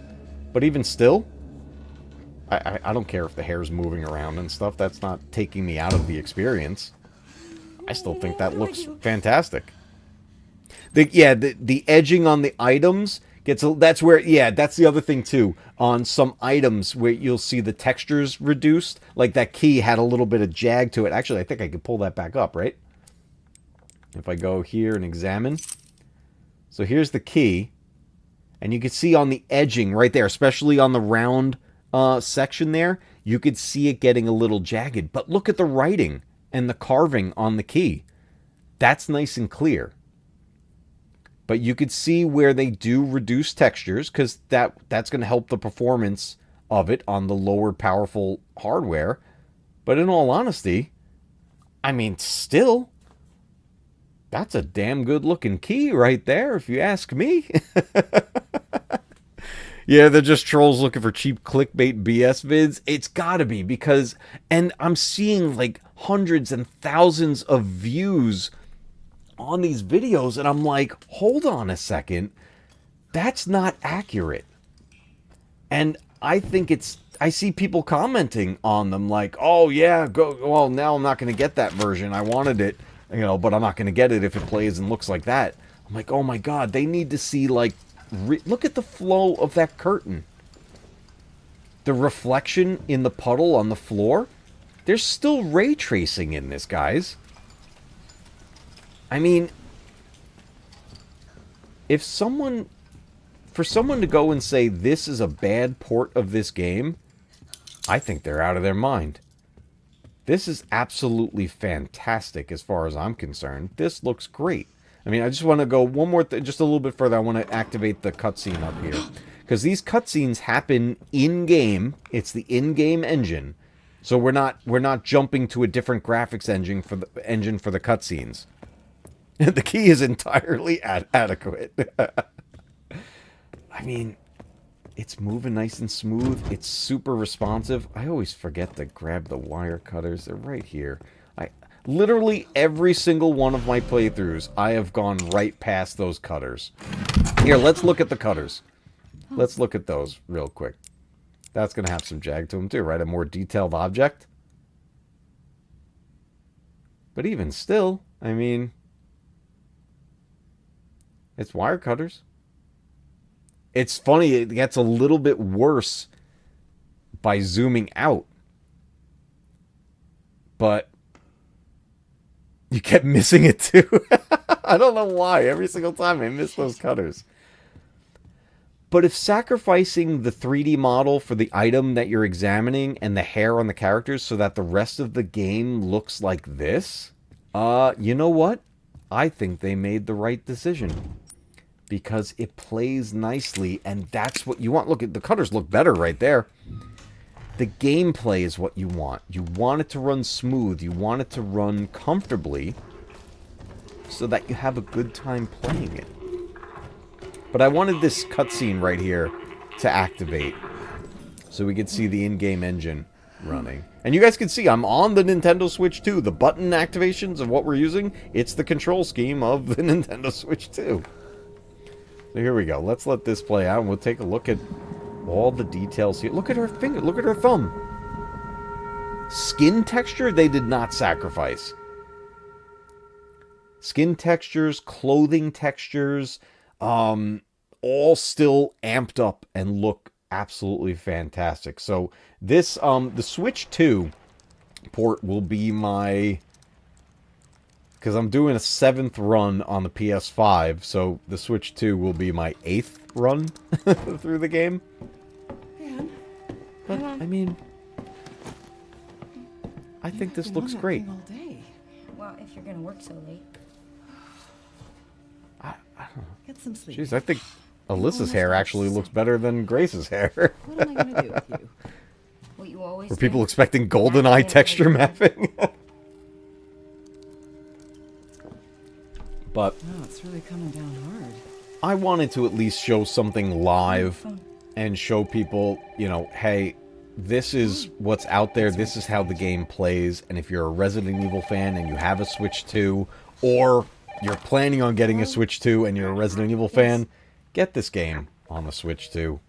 It's worth it. So I wanted to jump in there real quick just to kind of show you guys that and just, you know, show you for real what this game actually is on the Nintendo Switch 2. It's very much worth getting on that system. And if you can, I know they were limited and sold out all places, but getting the Generation Pack to get 7 and 8 in there also is something I would highly recommend. But this is a fantastic port of Resident Evil 9 Requiem. It's a fantastic port, and I'm hearing people complain about it. And I don't think it's right because they're showing false footage from what I can tell. Because it makes no sense. Why would someone else's Switch 2 play differently than my Switch 2? It doesn't make any sense. So I think people are feeding people a lot of bullshit. And I'm here to just keep it real for you here. So the last thing I wanted to cover tonight was the Switch 2 itself. I've had this now since release. And there is something that I am concerned about, and I had the same issue with the release of the PlayStation 5, and that is the actual Switch 2 titles are quite limited. What we're getting is basically mostly Switch 1 games upgraded a little bit and then put back out on the Switch 2. Or or ports of games that weren't on the Switch to begin with, like things like Resident Evil and stuff like that. We're getting ports of games. But actual Switch 2 games have been limited. So I want to jump into the shop here for a minute. I'm going to move my camera over so that we see the list. But you can actually here we go. You can filter it this way. So Nintendo Switch 2 software. So let's take a look at some games that are out here. We got a bunch of Pokemon games that are coming out on the Switch 2. We've got Mario Kart, of course. We got a Monster Hunter game. We got the bundle for the Resident Evil games. You can get them digitally. That's 3 games, 7, 8, and 9 for $89.99 right there. That's 3 games, 3 solid games. Not bad, actually. We got Donkey Kong Bonanza. This one right here, Mario, I hate that it does these previews, but the Mario Party Jamboree, that's an upgrade of a Switch 1 game. Mario Tennis, I know that's a new tennis game, but I'm pretty sure it's the same game that was on the Switch 1. Resident Evil 9, of course. We've got Fallout 4 was ported to here. We've got 2K26, which I'm hearing is running pretty badly. On there. I don't know. I'm never going to buy this game again, so screw that. Here's the upgraded port of Legend of Zelda. On the Nintendo Switch. And for Tears of the Kingdom, Final Fantasy VII, Breath of the Wild upgrade, Animal Crossing, all Switch 1 stuff. Kirby, Switch 1, Hyrule Warriors, Switch 1. Here we go, Metroid Prime 4. This was a Switch 2 exclusive. But again, back to Switch 1, just an upgrade for Hogwarts. There's a lot of games that were already out that are filling up the shop. Like, all of this stuff most of this was here already for the Switch 1. Like, and this is saying, like, I filtered this by Switch 2, but they're not like Switch 2 exclusives. This is still the upgrades and the ports. You know, Tomb Raider, this was on the Switch 1, but this is an upgraded port, for the Switch 2. So this has been something that has been going on since release of the console. And this is concerning because the PS5 suffered from the same thing. There were hardly any actual PS5 games. And that's where it can get tricky, and that can stop a lot of people from getting a console if there aren't any true games for it. Now, that said, I am very much enjoying the Switch 2, especially since I have a large Switch 1 collection. And those Switch 1 games play so nice on the Switch 2. But the fact that there's not a whole lot of new games that were developed for this console, that's where it becomes concerning. The fact that I'm going through this list, and yeah, there are a couple things here as we're going that are not on the Switch 1. The bulk of this list is on the Switch 1. So, that's a concerning part about it, and I want this console to be successful, but I feel like Nintendo really has to start to push and get some more, like, actual developed for the Switch 2 games. Get them on here, showcase the power of the hardware, what this system can do, and show why that game couldn't play on the Switch 1. Because it's a little disturbing to see Switch 1 games on here over and over with a Switch 2 label on it. It's the same shop that I've been looking at all that time before. Whoa, Rave Racer, that's awesome. I may have to pick that up.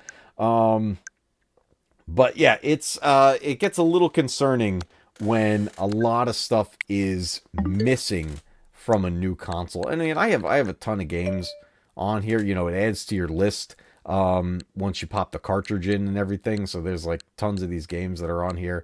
I even can make the groups. I love this, that I was able to make a Resident Evil group on here and rearrange the order and stuff, so to put them in order, which is super cool. I got a whole Final Fantasy folder in here, which is nice. Looking forward to adding Rebirth to that when it comes out on the Switch 2. I got a Mario folder, bunch of Mario games. I like organizing the stuff on there. as much as they can. And then the other thing too was that they added support for GameCube games. Not to actually put the GameCube disc in, but they have the virtual console for the GameCube on here now. But this has been out here since almost the launch of the Switch 2. And there ain't a whole lot going on in here, guys. Let's see if they've added anything. I haven't checked. Nope, they didn't add anything. So this is it. Soul Calibur 2, Wind Waker, F-Zero GX, Super Mario Strikers, Chibi, Robo, Luigi's Mansion, Wario World, and Fire Emblem. These two are the newest ones added to it. Everything else I think was pretty much here. But this is months and months and months that nothing else has been added here. So this is another concern, that this was a big feature that they promoted with the Switch 2, and this is it for the GameCube titles. So they really got to add more to that lineup, because they got to add more overall, in all honesty, to all of these. They haven't been adding enough to these. I think the NES has the most in there, but a bunch of them are duplicates because it's the same game with like the upgrade or something they did to it, where it's like Start Legend of Zelda, where you already have the blue ring and you have the white sword and stuff like that, like a little bit of a head start. N64's got hardly anything in there. Oh, this was one. N64 Mature 17 Plus. I was like, oh, cool. They're going to start to put some of the more adult-oriented games in there. I think there's like 3 games in here. Maybe 4. This has been here for a long time. Turok, Perfect Dark, Turok 2, Shadow Man, and Forsaken. This is it. This has been like this for a very long time. There ain't a whole lot happening there. So there's definitely concerns with the no Conker's Bad Fur Day. And there's a lot they need to start adding in here. Like, they need to really like push a bulk of games out to help the player base be like happy with having this, because there's not a lot happening on there. So that's my concern with the Nintendo Switch 2 as it stands today. We're basically not getting nearly enough actual Switch 2 content, and we're not getting enough of the retro systems that they've said they've been adding games to. They don't add the games. I thought it was going to be like every month get new games. They're not doing it. They're not adding games every month. And when they do, it's not for everything. It's like a scattered thing here and there. Like, I think we got a couple Game Boy games the other day or whatever it was, but it's not what they said they were going to be doing. So there is an overall level of disappointment when it comes to this system. The other thing I picked up the other day was they added Virtual Boy, and it's over on the table over there. I have the Virtual Boy mock-up. It's not a real Virtual Boy. It's a replica that they made for it, but you look in there and then you're playing the 3D games and it's red and everything. But that was added, and this has a couple of actually, I don't think this will even let me, that won't let me load that without hooking that thing up. But they added a few games to that, so that's brand new. They're going to take some time to add some things there, but I still have plenty of games to play through on here. I definitely have no shortage of games to play on the Switch and the Switch 2. So plenty to play in here. I really like the system, the Switch and the Switch 2.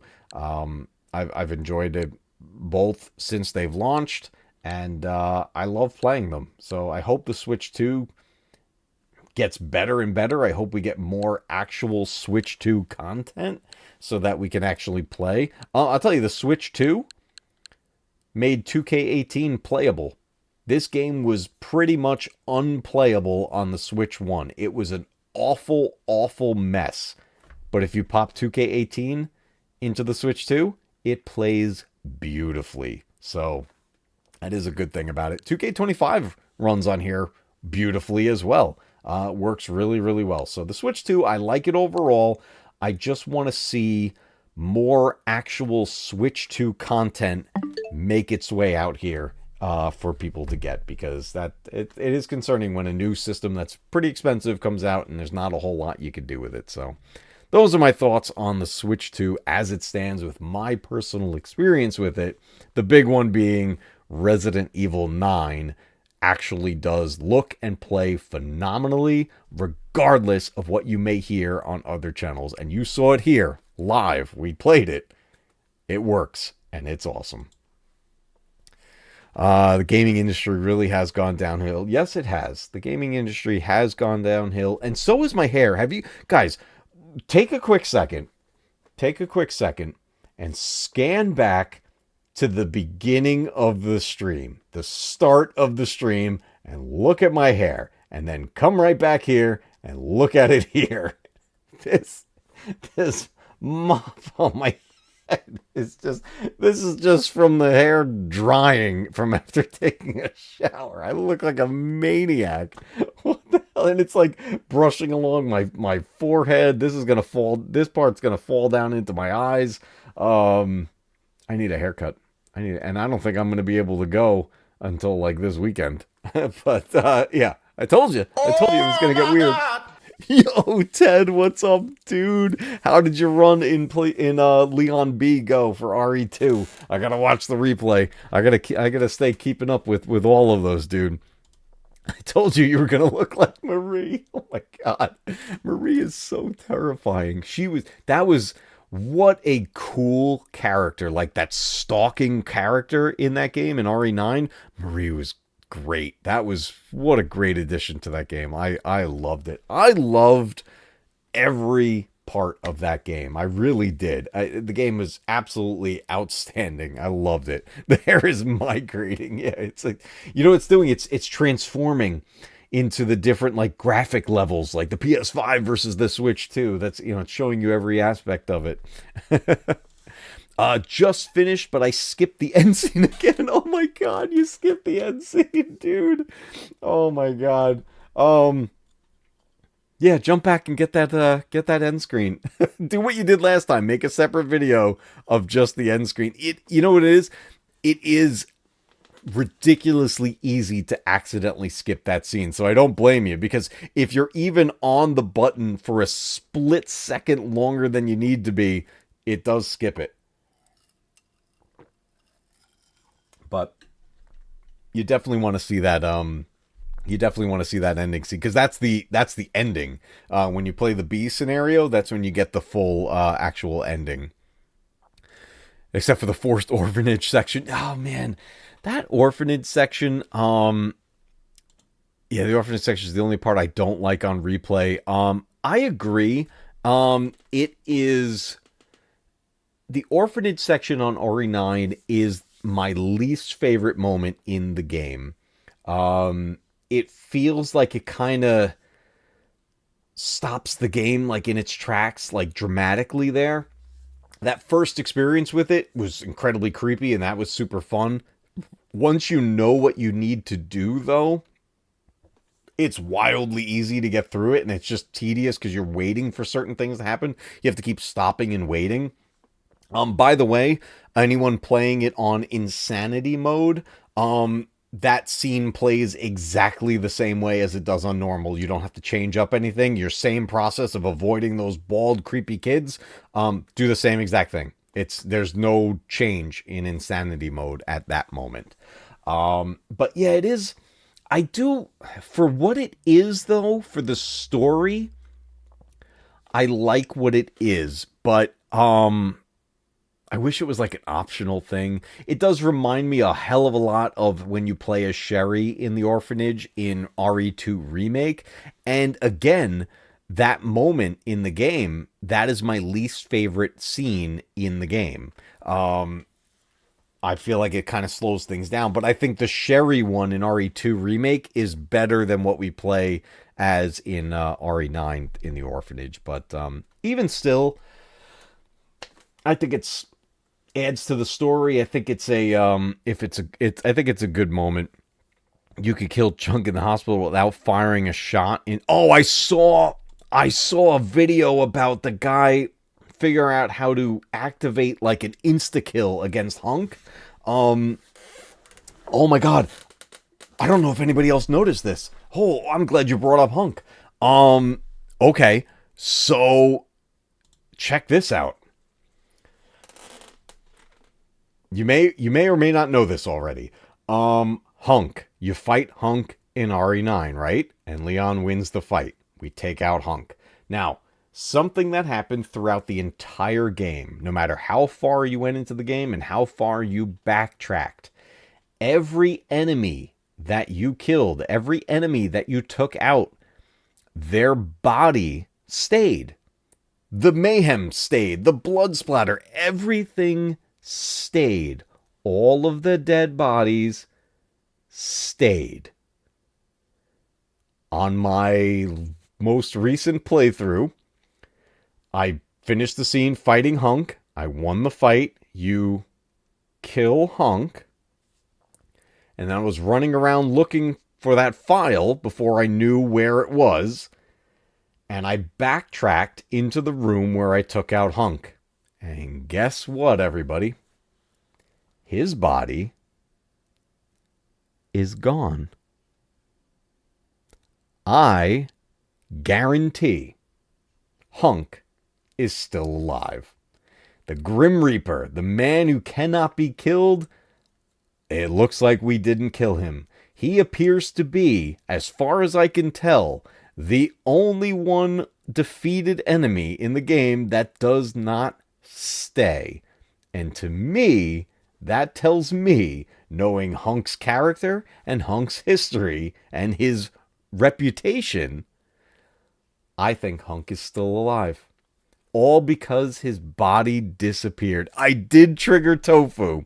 Yes, I saw him, and you could if you're quick enough, you could shoot him and the little chunks of the tofu come off and he makes that squeak sound. I did see that. That was awesome. I love that they put that in there.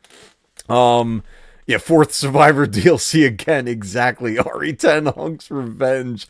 Dude, I like, honestly, I guarantee Hunk is still alive.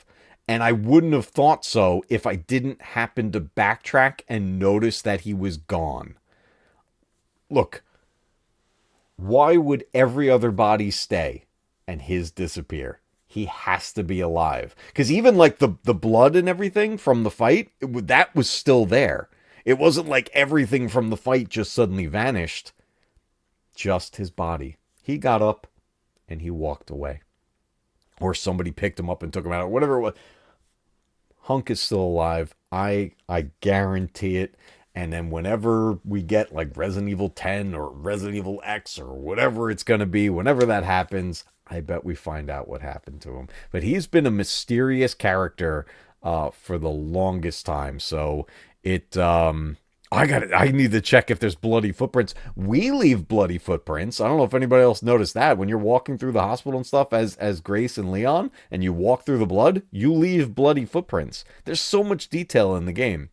As soon as he says Leon Kennedy, I was just, oh shit, it's Hunk. Love that he was in the game. I'm so happy that he made an appearance like that. It was cool. His fight in insanity mode, he gets back up. It's not just Hunk. You got to deal with the other soldiers on top of him. So, and they don't come out right away. So the faster you defeat Hunk, the better. But I'll tell you, it's just like the Krauser fight when you play on Nightmare mode or Insanity mode and all that. That knife fight, it's hard. You got to be spot on with the parry. You got to make sure you're dodging and parrying his hits, because once he hits you, it is a hit. So yeah, stock up on the med injectors and all that stuff. But yeah, I think Hunk is still alive.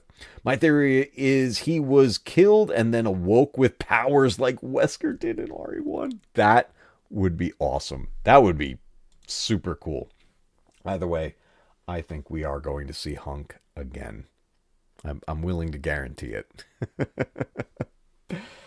Oh man, guys. Well, those are the topics I had for tonight. I wanted to just, chat a little bit with you guys about what's going on in the world of gaming and all this stuff and my experience with things so far that we've been dealing with lately. I think I have decided on what I want to do for our Thursday stream for our next story. I believe we are in fact going to jump into the game Firewatch. I do have it on the PlayStation 5, so that's what I'll be playing it on. And I'm looking forward to it. I really don't know anything about it. I remember seeing a teaser trailer for it a long time ago, and remember thinking, "Oh, very cool! I want to get that." And it was like a very reasonably priced game, so I just got it. And I never played it, so I don't know what to expect. I know it's a bit of a mystery to solve. I don't think it's any. I don't know if it's any survival horror. I don't think it is. I think this is going to be a bit of a more relaxed type game. Like we're going to be searching and puzzle solving, from what I understand. I think the stream just glitched a little bit. I think that was my Streamlabs that did that. That wasn't YouTube, guys. If you saw me freeze just a moment ago, that was my side. Something froze up Streamlabs there for a quick moment. So your YouTube is fine. Don't worry. Everything's good there. That was me. But yeah, we're going to start Firewatch on Thursday. I've been told it's a fairly short game. So I'm thinking we're probably going to get through it in, 2 to 3 streams, I would imagine. So, and then from there we'll have a new story based game. Maybe we'll jump into like the 2013 Tomb Raiders or something like that. Something from the games we were all talking about recently to see what kind of stuff we wanted to play. I'm gonna love Firewatch. I'm looking forward to it. It looked really cool, and I like mysteries and I like solving puzzles and stuff. So I think it's gonna be a lot of fun. You also need to play Tormented Souls 1 and 2, classic survival horror in modern games, absolutely epic. Tormented Souls. It's not ringing a bell. Maybe I don't know what those are. I'm going to have to look those up. That's cool. I will definitely look those up. I think Firewatch is still on Game Pass, so I'll have to check it out. That's nice. Yeah, if you could still get access to it, that's awesome. I know I have the game. I purchased it on the PS5, and I double-checked to make sure I had it, and I installed it so that we're good to go. So that's going to be Thursday's stream. We're going to start our adventure through Firewatch, a brand new experience for me. I have no idea what to expect, so I'm really excited to see what we have going on in there. I'm thinking of Legend of Dragoon for my first game stream. I just have to dust off the PS3 for when I get the Elgato. Nice. Heads up with the PS3 and streaming from it. When you hook up the PS3, before you hook it to the Elgato, hook it to your TV and turn off the what was it called? The HDCP setting, the thing that like stops, like it's like the protective copyright or whatever. You won't be able to play a Blu-ray, for example, in it when this setting is off. But you will not be able to capture from the PS3 on your Elgato unless that setting is off. So just do that before you hook it to the Elgato. Otherwise, you're going to drive yourself crazy because it's going to keep flashing in and out because it's trying to do the whole like HDMI copyright check thing and everything. So just turn that off in the settings, and then you're good to go. Then it will go with no problem. But yeah, oh dude, you're gonna have a blast doing that. I'm looking forward to that, man. That's awesome. I'm glad that you're gonna look to do some streaming. I've been really liking your videos on there too, man. So guys, if you haven't checked out Brian's Casual Shenanigans, go check him out. I saw his link was put up in the chat just a little bit earlier too as well. So definitely check out his channel. He's talking about nostalgic stuff over there too, so it's awesome. And then obviously Brian's been here with all of us for so long now at this point, such an awesome member of the channel, somebody just hanging out with, a great friend of the channel. So I appreciate it, and it's awesome. So I'm looking forward to see what you got coming up. But guys, we are going to wrap it up here for the night. I am super excited to start a new adventure with you guys. Sorry, I farted. Some timing you got there. Oh, you got the Elgato internal card on your PC? I thought about getting that. I went with the separate one. I have the whichever the 4K one is. I forget which model I have. I had the HD60S before, and I actually sent that to Coach because I wasn't using it anymore, and I upgraded to this other one. But I sent the HD60S over to Coach. Budget is allowing for the Neo now. Nice, awesome. I was looking at that one too at a point before I picked up this one. I forget which model I have. I don't remember. I know it does the 4K and everything, which I like. Everything runs nice and smooth through it. But anyways, guys, we're gonna wrap it up here. Thank you all so much again for joining me on another stream, a Members Monday. I always have a blast doing this. Love the memes, guys. Until next time, remember, keep retro gaming alive, because one day your games will be retro too. And don't believe any of the false videos telling you that Resident Evil 9 doesn't work on the Switch 2. You saw it here. It works perfectly fine. Guys, I will see you on Thursday. Oh, welcome to the Mad Cave, where the old games